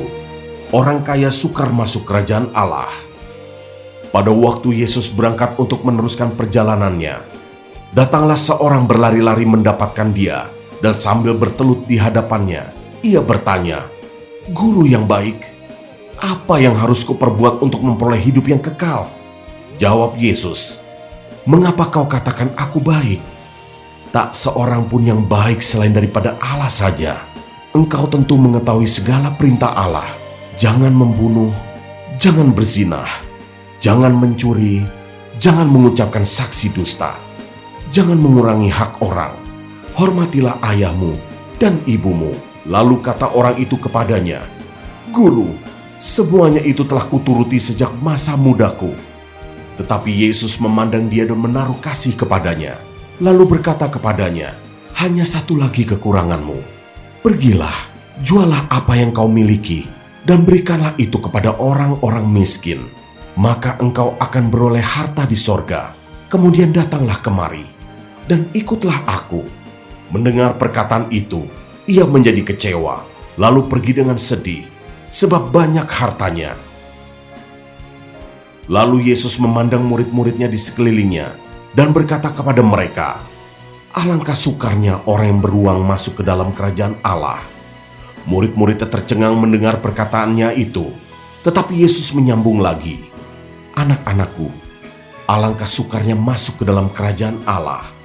Lebih mudah seekor unta melewati lubang jarum daripada seorang kaya masuk ke dalam kerajaan Allah." Mereka makin gempar dan berkata seorang kepada yang lain, "Jika demikian, siapakah yang dapat diselamatkan?" Yesus memandang mereka dan berkata, "Bagi manusia hal itu tidak mungkin, tetapi bukan demikian bagi Allah, sebab segala sesuatu adalah mungkin bagi Allah."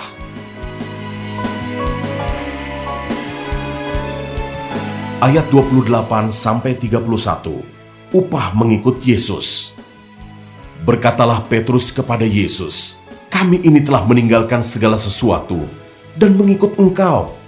Jawab Yesus, "Aku berkata kepadamu, sesungguhnya setiap orang yang karena aku dan karena Injil meninggalkan rumahnya, saudaranya laki-laki atau saudaranya perempuan, ibunya atau bapaknya, anak-anaknya atau ladangnya, orang itu sekarang pada masa ini juga akan menerima kembali 100 kali lipat rumah, saudara laki-laki, saudara perempuan, ibu, anak dan ladang, sekalipun disertai berbagai penganiayaan, dan pada zaman yang akan datang, ia akan menerima hidup yang kekal. Tetapi banyak orang yang terdahulu akan menjadi yang terakhir, dan yang terakhir akan menjadi yang terdahulu.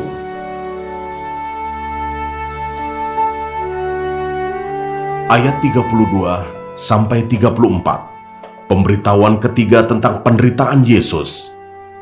Yesus dan murid-muridnya sedang dalam perjalanan ke Yerusalem, dan Yesus berjalan di depan. Murid-murid merasa cemas, dan juga orang-orang yang mengikut dia dari belakang merasa takut. Sekali lagi Yesus memanggil ke-12 muridnya, dan ia mulai mengatakan kepada mereka apa yang akan terjadi atas dirinya.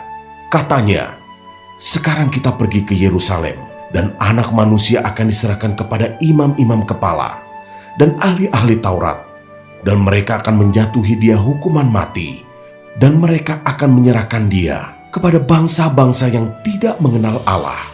Dan ia akan diolok-olokkan, diludahi, disesah dan dibunuh. Dan sesudah 3 hari, ia akan bangkit."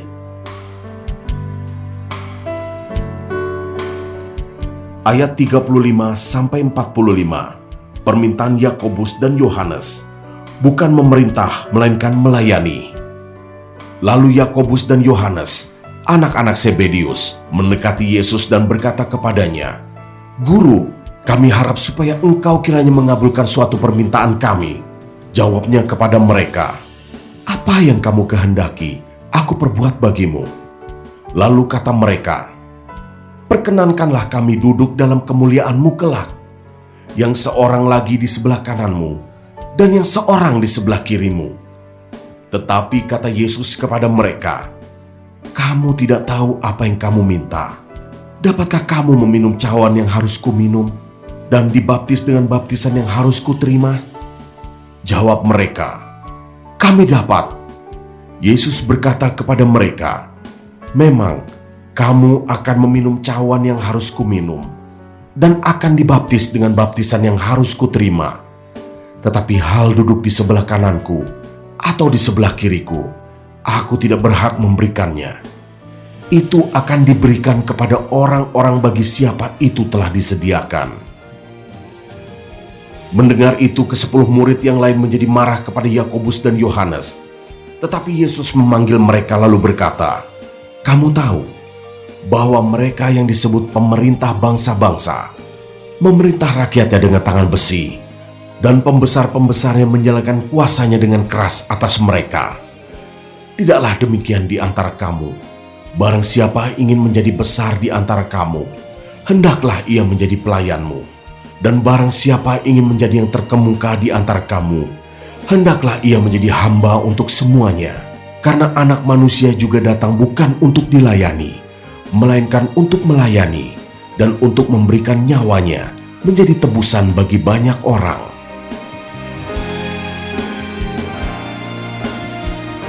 Ayat 46-52, Yesus menyembuhkan Bartimeus.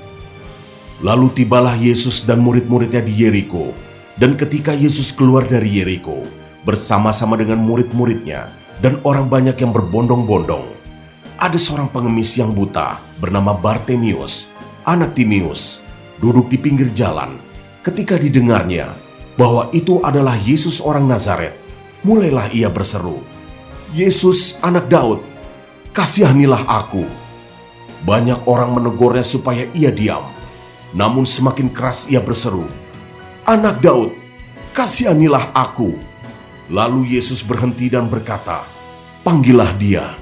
Mereka memanggil orang buta itu dan berkata kepadanya, "Kuatkan hatimu, berdirilah, ia memanggil engkau." Lalu ia menanggalkan jubahnya. Ia segera berdiri dan pergi mendapatkan Yesus. Tanya Yesus kepadanya, "Apa yang kau kehendaki supaya aku perbuat bagimu?"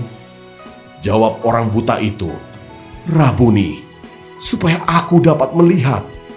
Lalu kata Yesus kepadanya, "Pergilah, imanmu telah menyelamatkan engkau." Pada saat itu juga melihatlah ia, Lalu ia mengikuti Yesus dalam perjalanannya.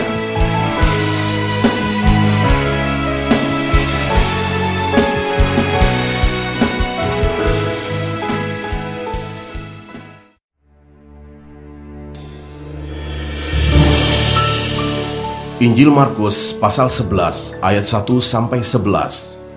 Yesus dielu-elukan di Yerusalem. Ketika Yesus dan murid-muridnya telah dekat Yerusalem, dekat Betfage dan Betania yang terletak di Bukit Zaitun, Yesus menyuruh 2 orang muridnya dengan pesan, "Pergilah ke kampung yang di depanmu itu. Pada waktu kamu masuk di situ, kamu akan segera menemukan seekor keledai muda tertambat yang belum pernah ditunggangi orang. Lepaskan keledai itu dan bawalah kemari. Dan jika ada orang yang mengatakan kepadamu, 'Mengapa kamu lakukan itu?' jawablah, 'Tuhan memerlukannya. Ia akan segera mengembalikannya ke sini.' Mereka pun pergi dan menemukan seekor keledai muda tertambat di depan pintu di luar, di pinggir jalan, lalu melepaskannya. Dan beberapa orang yang ada di situ berkata kepada mereka, 'Apa maksudnya kamu melepaskan keledai itu?' Lalu mereka menjawab seperti yang sudah dikatakan Yesus. Maka orang-orang itu membiarkan mereka. Lalu mereka membawa keledai itu kepada Yesus dan mengalasinya dengan pakaian mereka. Kemudian Yesus naik ke atasnya. Banyak orang yang menghamparkan pakaiannya di jalan. Ada pula yang menyebarkan ranting-ranting hijau yang mereka ambil dari ladang. Orang-orang yang berjalan di depan dan mereka yang mengikuti dari belakang berseru, 'Hosana, diberkatilah dia yang datang dalam nama Tuhan. Diberkatilah kerajaan yang datang, kerajaan Bapa kita Daud. Hosana di tempat yang maha tinggi.' Sesampainya di Yerusalem, ia masuk ke bait Allah. Di sana ia meninjau semuanya. Tetapi sebab hari sudah hampir malam, ia keluar ke Betania bersama dengan ke-12 muridnya.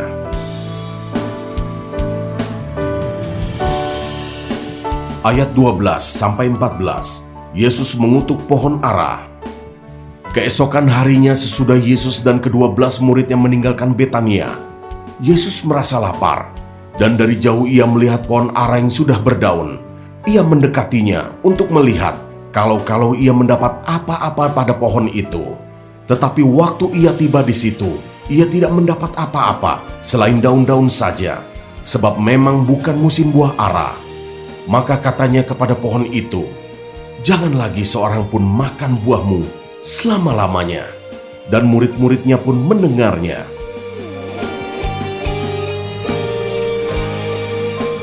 Ayat 15-19, Yesus menyucikan bait Allah. Lalu tibalah Yesus dan murid-muridnya di Yerusalem.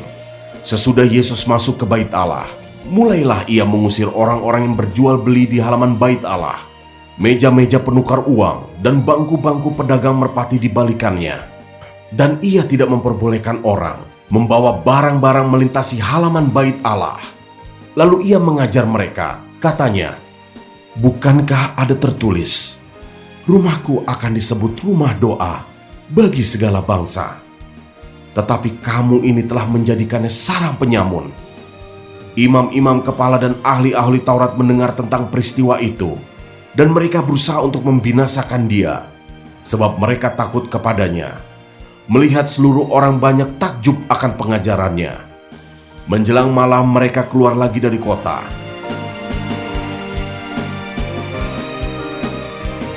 Ayat 20-26, pohon ara yang sudah kering. Nasihat Yesus tentang doa. Pagi-pagi ketika Yesus dan murid-muridnya lewat, mereka melihat pohon ara tadi sudah kering sampai ke akar-akarnya. Maka teringatlah Petrus akan apa yang telah terjadi. Lalu ia berkata kepada Yesus, "Rabi, lihatlah, pohon ara yang kau kutuk itu sudah kering." Yesus menjawab mereka, "Percayalah kepada Allah. Aku berkata kepadamu, sesungguhnya barang siapa berkata kepada gunung ini, 'Beranjaklah dan tercampaklah ke dalam laut,' asal tidak bimbang hatinya, tetapi percaya bahwa apa yang dikatakannya itu akan terjadi, maka hal itu akan terjadi baginya. Karena itu aku berkata kepadamu, Apa saja yang kamu minta dan doakan, percayalah bahwa kamu telah menerimanya, maka hal itu akan diberikan kepadamu. Dan jika kamu berdiri untuk berdoa, ampunilah dahulu sekiranya ada barang sesuatu dalam hatimu terhadap seseorang, supaya juga Bapamu yang di sorga mengampuni kesalahan-kesalahanmu. Tetapi jika kamu tidak mengampuni, maka Bapamu yang di sorga juga tidak akan mengampuni kesalahan-kesalahanmu.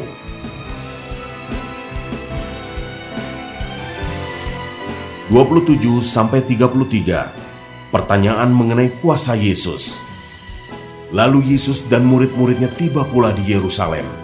Ketika Yesus berjalan di halaman Bait Allah, datanglah kepadanya imam-imam kepala, ahli-ahli Taurat dan tua-tua, dan bertanya kepadanya, "Dengan kuasa manakah engkau melakukan hal-hal itu?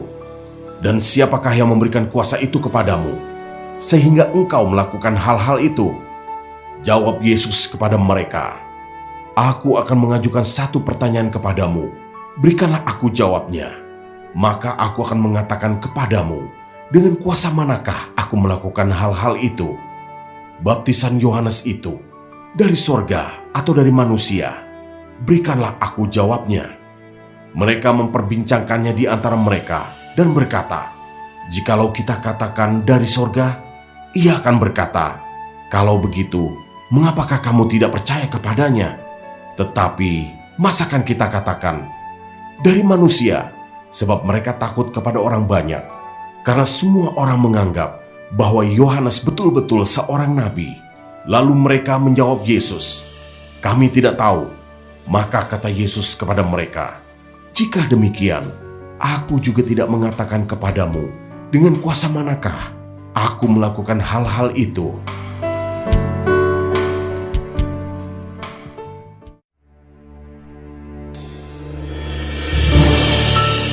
Injil Markus pasal 12 ayat 1 sampai 12. Perumpamaan tentang penggarap-penggarap kebun anggur. Lalu Yesus mulai berbicara kepada mereka dalam perumpamaan. Adalah seorang membuka kebun anggur dan menanam pagar sekelilingnya. Ia menggali lubang tempat memeras anggur dan mendirikan menara jaga. Kemudian ia menyewakan kebun itu kepada penggarap-penggarap, lalu berangkat ke negeri lain. Dan ketika sudah tiba musimnya, ia menyuruh seorang hamba kepada penggarap-penggarap itu untuk menerima sebagian dari hasil kebun itu dari mereka. Tetapi mereka menangkap hamba itu dan memukulnya, lalu menyuruhnya pergi dengan tangan hampa. Kemudian ia menyuruh pula seorang hamba lain kepada mereka. Orang ini mereka pukul sampai luka kepalanya, dan sangat mereka permalukan. Lalu ia menyuruh seorang hamba lain lagi, dan orang ini mereka bunuh, dan banyak lagi yang lain. Ada yang mereka pukul, dan ada yang mereka bunuh. Sekarang tinggal hanya satu orang anaknya yang kekasih. Akhirnya ia menyuruh dia kepada mereka. Katanya, "Anakku akan mereka segani." Tetapi penggarap-penggarap itu berkata seorang kepada yang lain, "Ia adalah ahli waris. Mari kita bunuh dia, maka warisan ini menjadi milik kita." Mereka menangkapnya dan membunuhnya, lalu melemparkannya keluar kebun anggur itu. Sekarang apa yang akan dilakukan oleh tuan kebun anggur itu? Ia akan datang dan membinasakan penggarap-penggarap itu, lalu mempercayakan kebun anggur itu kepada orang-orang lain. Tidak pernahkah kamu membaca nas ini? Batu yang dibuang oleh tukang-tukang bangunan telah menjadi batu penjuru. Hal itu terjadi dari pihak Tuhan, suatu perbuatan ajaib di mata kita. Lalu mereka berusaha untuk menangkap Yesus, karena mereka tahu bahwa merekalah yang dimaksudkannya dengan perumpamaan itu. Tetapi mereka takut kepada orang banyak, jadi mereka pergi dan membiarkan dia.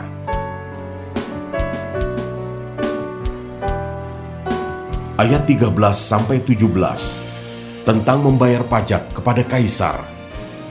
Kemudian disuruh beberapa orang Farisi dan Herodian kepada Yesus untuk menjerat dia dengan suatu pertanyaan.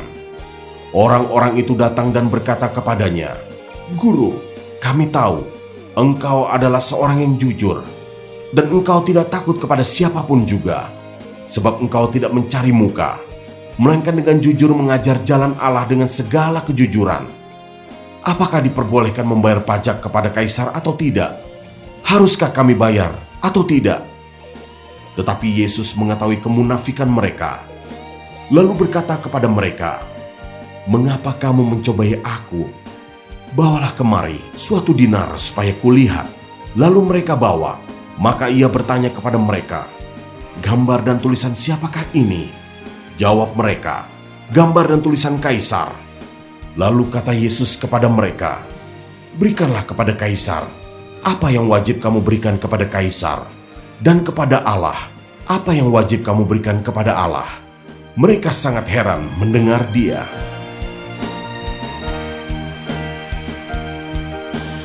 Ayat 18-27. Pertanyaan orang Saduki tentang kebangkitan. Datanglah kepada Yesus beberapa orang Saduki yang berpendapat bahwa tidak ada kebangkitan. Mereka bertanya kepadanya, "Guru, Musa menuliskan perintah ini untuk kita. Jika seorang yang mempunyai saudara laki-laki mati dengan meninggalkan seorang istri, tetapi tidak meninggalkan anak, saudaranya harus kawin dengan istrinya itu dan membangkitkan keturunan bagi saudaranya itu. Adalah 7 orang bersaudara. Yang pertama kawin dengan seorang perempuan dan mati dengan tidak meninggalkan keturunan. Lalu yang kedua juga mengawini dia dan mati dengan tidak meninggalkan keturunan. Demikian juga dengan yang ketiga, dan begitulah seterusnya. Ketujuhnya tidak meninggalkan keturunan, dan akhirnya sesudah mereka semua, perempuan itu pun mati. Pada hari kebangkitan, bila mana mereka bangkit, siapakah yang menjadi suami perempuan itu? Sebab ketujuhnya telah beristrikan dia." Jawab Yesus kepada mereka, "Kamu sesat, justru karena kamu tidak mengerti kitab suci maupun kuasa Allah. Sebab apabila orang bangkit dari antara orang mati, orang tidak kawin dan tidak dikawinkan, melainkan hidup seperti malaikat di sorga. Dan juga tentang bangkitnya orang-orang mati, tidakkah kamu baca dalam kitab Musa, dalam cerita tentang semak duri? Bagaimana bunyi firman Allah kepadanya? 'Akulah Allah Abraham, Allah Ishak dan Allah Yakub.' Ia bukanlah Allah orang mati, melainkan Allah orang hidup. Kamu benar-benar sesat."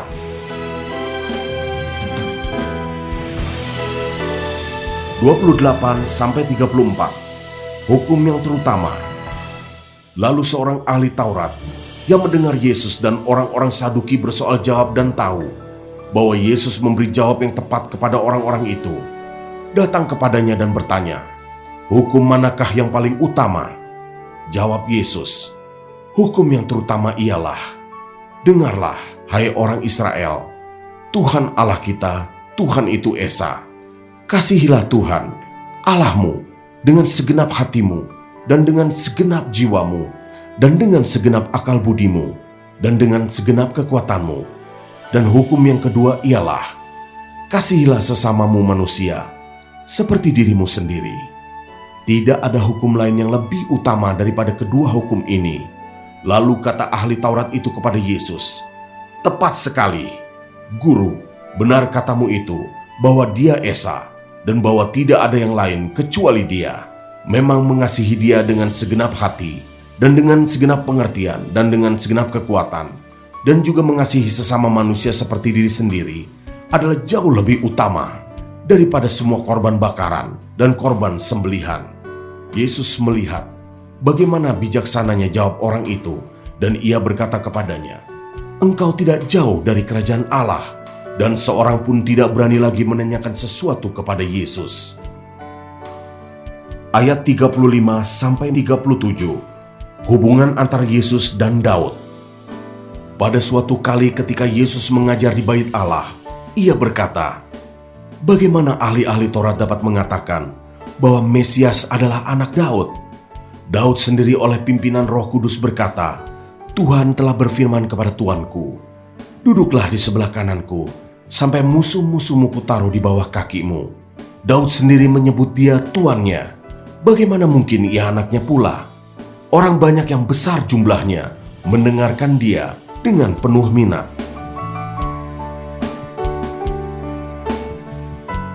Ayat 38-40. Yesus menasihatkan supaya hati-hati terhadap ahli-ahli Taurat.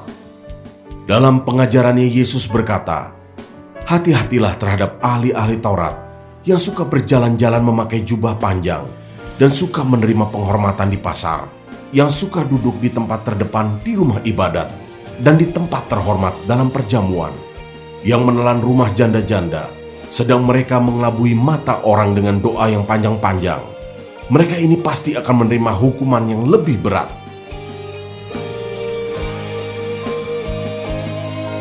Ayat 41-44, persembahan seorang janda miskin.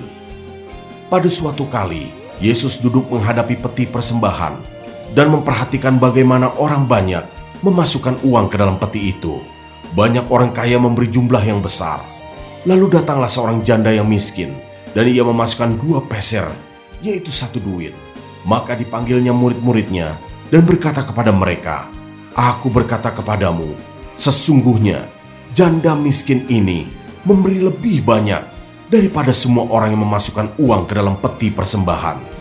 Sebab mereka semua memberi dari kelimpahannya, tetapi janda ini memberi dari kekurangannya, semua yang ada padanya, yaitu seluruh nafkahnya."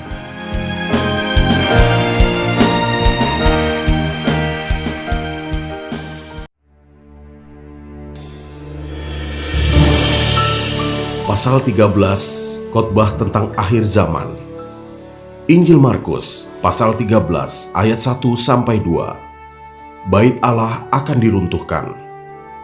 Ketika Yesus keluar dari bait Allah, seorang muridnya berkata kepadanya, "Guru, lihatlah betapa kokohnya batu-batu itu, dan betapa megahnya gedung-gedung itu." Lalu Yesus berkata kepadanya, "Kau lihat gedung-gedung yang hebat ini? Tidak satu batu pun akan dibiarkan terletak di atas batu yang lain. Semuanya akan diruntuhkan."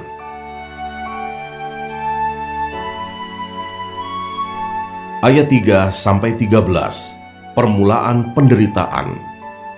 Ketika Yesus duduk di atas Bukit Zaitun, berhadapan dengan bait Allah, Petrus, Yakobus, Yohanes dan Andreas bertanya sendirian kepadanya, "Katakanlah kepada kami, bila manakah itu akan terjadi? Dan apakah tandanya kalau semuanya itu akan sampai kepada kesudahannya?" Maka mulailah Yesus berkata kepada mereka, "Waspadalah, supaya jangan ada orang yang menyesatkan kamu. Akan datang banyak orang dengan memakai namaku dan berkata, 'Akulah dia,' dan mereka akan menyesatkan banyak orang. Dan apabila kamu mendengar deru perang atau kabar-kabar tentang perang, janganlah kamu gelisah.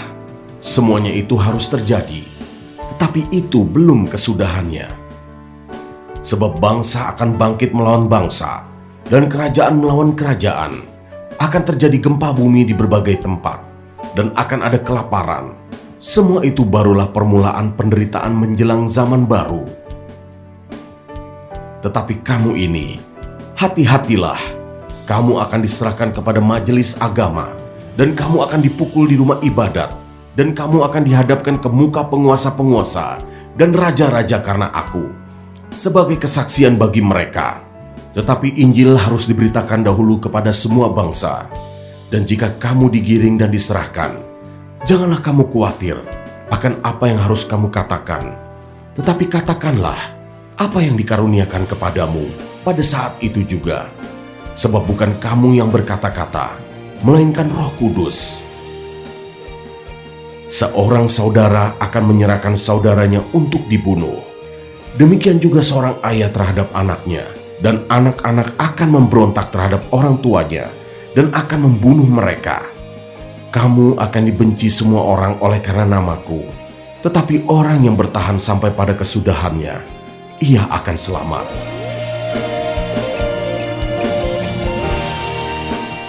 Ayat 14-23, siksaan yang berat dan Mesias-Mesias palsu. Apabila kamu melihat pembinasa keji berdiri di tempat yang tidak sepatutnya, para pembaca hendaklah memperhatikannya. Maka orang-orang yang di Yudea haruslah melarikan diri ke pegunungan. Orang yang sedang di peranginan di atas rumah, janganlah ia turun dan masuk untuk mengambil sesuatu dari rumahnya. Dan orang yang sedang di ladang, janganlah ia kembali untuk mengambil pakaiannya. Celakalah ibu-ibu yang sedang hamil atau yang menyusukan bayi pada masa itu. Berdoalah supaya semuanya itu jangan terjadi pada musim dingin. Sebab pada masa itu akan terjadi siksaan seperti yang belum pernah terjadi sejak awal dunia yang diciptakan Allah sampai sekarang, dan yang tidak akan terjadi lagi. Dan sekiranya Tuhan tidak mempersingkat waktunya, maka dari segala yang hidup tidak akan ada yang selamat. Akan tetapi, oleh karena orang-orang pilihan yang telah dipilihnya, Tuhan mempersingkat waktunya. Pada waktu itu, jika orang berkata kepada kamu, "Lihat, Mesias ada di sini," atau "Lihat, Mesias ada di sana," jangan kamu percaya, sebab Mesias-Mesias palsu dan nabi-nabi palsu akan muncul, dan mereka akan mengadakan tanda-tanda dan mujizat-mujizat dengan maksud, sekiranya mungkin, menyesatkan orang-orang pilihan. Hati-hatilah kamu. Aku sudah terlebih dahulu mengatakan semuanya ini kepada kamu.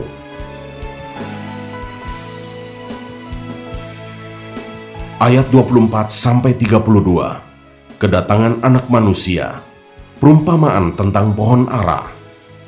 Tetapi pada masa itu, sesudah siksaan itu, matahari akan menjadi gelap dan bulan tidak bercahaya, dan bintang-bintang akan berjatuhan dari langit, dan kuasa-kuasa langit akan goncang. Pada waktu itu, orang akan melihat Anak Manusia datang dalam awan-awan dengan segala kekuasaan dan kemuliaannya, dan pada waktu itu pun Ia akan menyuruh keluar malaikat-malaikatnya dan akan mengumpulkan orang-orang pilihannya dari keempat penjuru bumi, dari ujung bumi sampai ke ujung langit. Tariklah pelajaran dari perumpamaan tentang pohon ara. Apabila ranting-rantingnya melembut dan mulai bertunas, kamu tahu bahwa musim panas sudah dekat. Demikian juga, jika kamu lihat hal-hal itu terjadi, ketahuilah bahwa waktunya sudah dekat, sudah di ambang pintu. Aku berkata kepadamu, sesungguhnya angkatan ini tidak akan berlalu sebelum semuanya itu terjadi. Langit dan bumi akan berlalu, tetapi perkataanku tidak akan berlalu. Tetapi tentang hari atau saat itu, tidak seorang pun yang tahu. Malaikat-malaikat di sorga tidak, dan Anak pun tidak, hanya Bapa saja.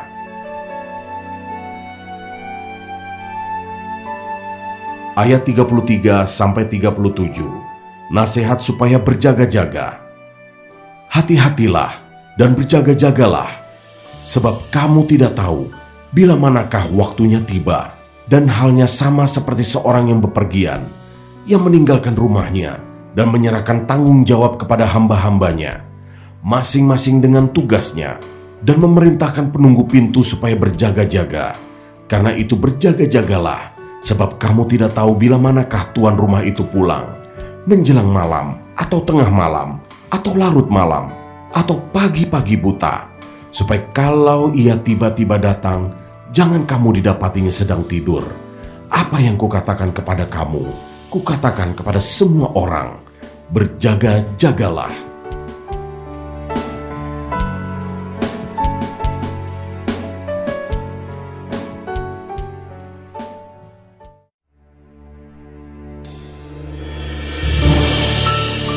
Injil Markus pasal 15 ayat 1-15. Yesus di hadapan Pilatus. Pagi-pagi benar imam-imam kepala bersama tua-tua dan ahli-ahli Taurat dan seluruh mahkamah agama sudah bulat mupakatnya. Mereka membelenggu Yesus lalu membawanya dan menyerahkannya kepada Pilatus. Pilatus bertanya kepadanya, "Engkaukah raja orang Yahudi?" Jawab Yesus, "Engkau sendiri mengatakannya." Lalu imam-imam kepala mengajukan banyak tuduhan terhadap dia. Pilatus bertanya pula kepadanya, katanya, "Tidakkah engkau memberi jawab? Lihatlah betapa banyaknya tuduhan mereka terhadap engkau." Tetapi Yesus sama sekali tidak menjawab lagi, sehingga Pilatus merasa heran. Telah menjadi kebiasaan untuk membebaskan satu orang hukuman pada tiap-tiap hari raya, itu menurut permintaan orang banyak. Dan pada waktu itu, adalah seorang yang bernama Barabas, sedang dipenjarakan bersama beberapa orang pemberontak lainnya. Mereka telah melakukan pembunuhan dalam pemberontakan. Maka datanglah orang banyak dan meminta supaya sekarang kebiasaan itu diikuti juga. Pilatus menjawab mereka dan bertanya, "Apakah kamu menghendaki supaya kubebaskan raja orang Yahudi ini?" Ia memang mengetahui bahwa imam-imam kepala telah menyerahkan Yesus karena dengki. Tetapi imam-imam kepala menghasut orang banyak untuk meminta supaya Barabaslah yang dibebaskannya bagi mereka. Pilatus sekali lagi menjawab dan bertanya kepada mereka, "Jika begitu, apakah yang harus kuperbuat dengan orang yang kamu sebut raja orang Yahudi ini?" Maka mereka berteriak lagi katanya, "Salibkan dia!" Lalu Pilatus berkata kepada mereka, "Tetapi kejahatan apakah yang telah dilakukannya?" Namun mereka makin keras berteriak, "Salibkanlah dia!" Dan oleh karena Pilatus ingin memuaskan hati orang banyak itu, ia membebaskan Barabas bagi mereka. Tetapi Yesus disesahnya, lalu diserahkannya untuk disalibkan.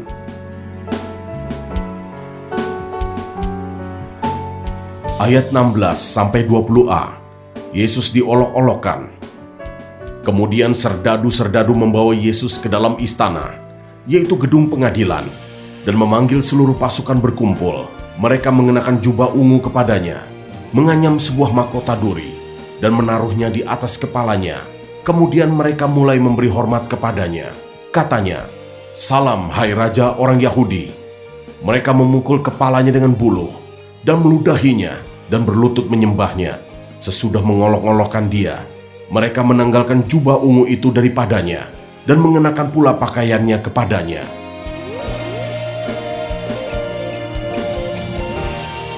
Ayat 20b-32, Yesus disalibkan. Kemudian Yesus dibawa keluar untuk disalibkan.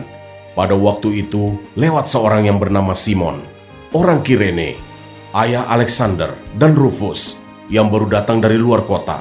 Dan orang itu mereka paksa untuk memikul salib Yesus. Mereka membawa Yesus ke tempat yang bernama Golgota, yang berarti tempat tengkorak. Lalu mereka memberi anggur bercampur mur kepadanya, tetapi ia menolaknya. Kemudian mereka menyalibkan dia. Lalu mereka membagi pakaiannya dengan membuang undi atasnya untuk menentukan bagian masing-masing. Hari jam 9 ketika ia disalibkan, dan alasan mengapa ia dihukum disebut pada tulisan yang terpasang di situ, Raja orang Yahudi. Bersama dengan dia disalibkan dua orang penyamun, seorang di sebelah kanannya dan seorang di sebelah kirinya. Demikian genaplah nas Alkitab yang berbunyi, "Ia akan terhitung di antara orang-orang durhaka." Orang-orang yang lewat di sana menghujat dia, dan sambil menggelengkan kepala mereka berkata, "Hai engkau yang mau merubuhkan bait suci dan mau membangunnya kembali dalam 3 hari, turunlah dari salib itu dan selamatkanlah dirimu." Demikian juga imam-imam kepala bersama-sama ahli Taurat mengolok-olokkan dia di antara mereka sendiri. Dan mereka berkata, "Orang lain ia selamatkan, tetapi dirinya sendiri tidak dapat ia selamatkan. Baiklah Mesias, Raja Israel itu, turun dari salib itu, supaya kita lihat dan percaya." Bahkan kedua orang yang disalibkan bersama-sama dengan dia mencela dia juga.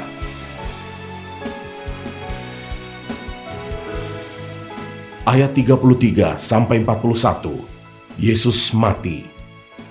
Pada jam 12, kegelapan meliputi seluruh daerah itu dan berlangsung sampai jam 3. Dan pada jam 3 berserulah Yesus dengan suara nyaring, "Eloi, Eloi, lama sabachthani," yang berarti, "Allahku, Allahku, mengapa engkau meninggalkan aku?" Mendengar itu, beberapa orang yang berdiri di situ berkata, "Lihat, ia memanggil Elia."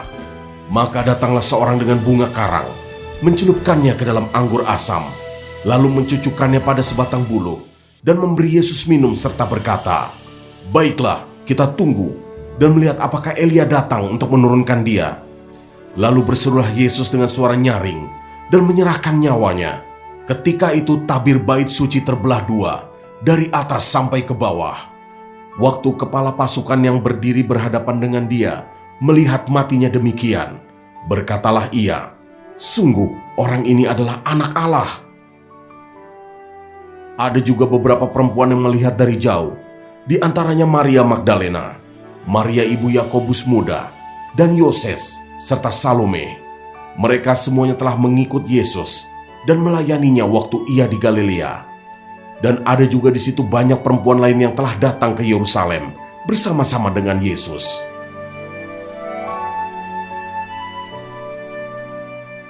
Ayat 42-47, Yesus dikuburkan. Sementara itu hari mulai malam, dan hari itu adalah hari persiapan, yaitu hari menjelang Sabat. Karena itu Yusuf, orang Arimatea, seorang anggota majelis besar yang terkemuka, yang juga menanti-nantikan kerajaan Allah, memberanikan diri menghadap Pilatus dan meminta mayat Yesus. Pilatus heran waktu mendengar bahwa Yesus sudah mati. Maka ia memanggil kepala pasukan dan bertanya kepadanya, apakah Yesus sudah mati? Sesudah didengarnya keterangan kepala pasukan, ia berkenan memberikan mayat itu kepada Yusuf. Yusuf pun membeli kain lenan. Kemudian ia menurunkan mayat Yesus dari salib dan mengapaninya dengan kain lenan itu. Lalu ia membaringkan dia di dalam kubur yang digali di dalam bukit batu. Kemudian digulingkannya sebuah batu ke pintu kubur itu.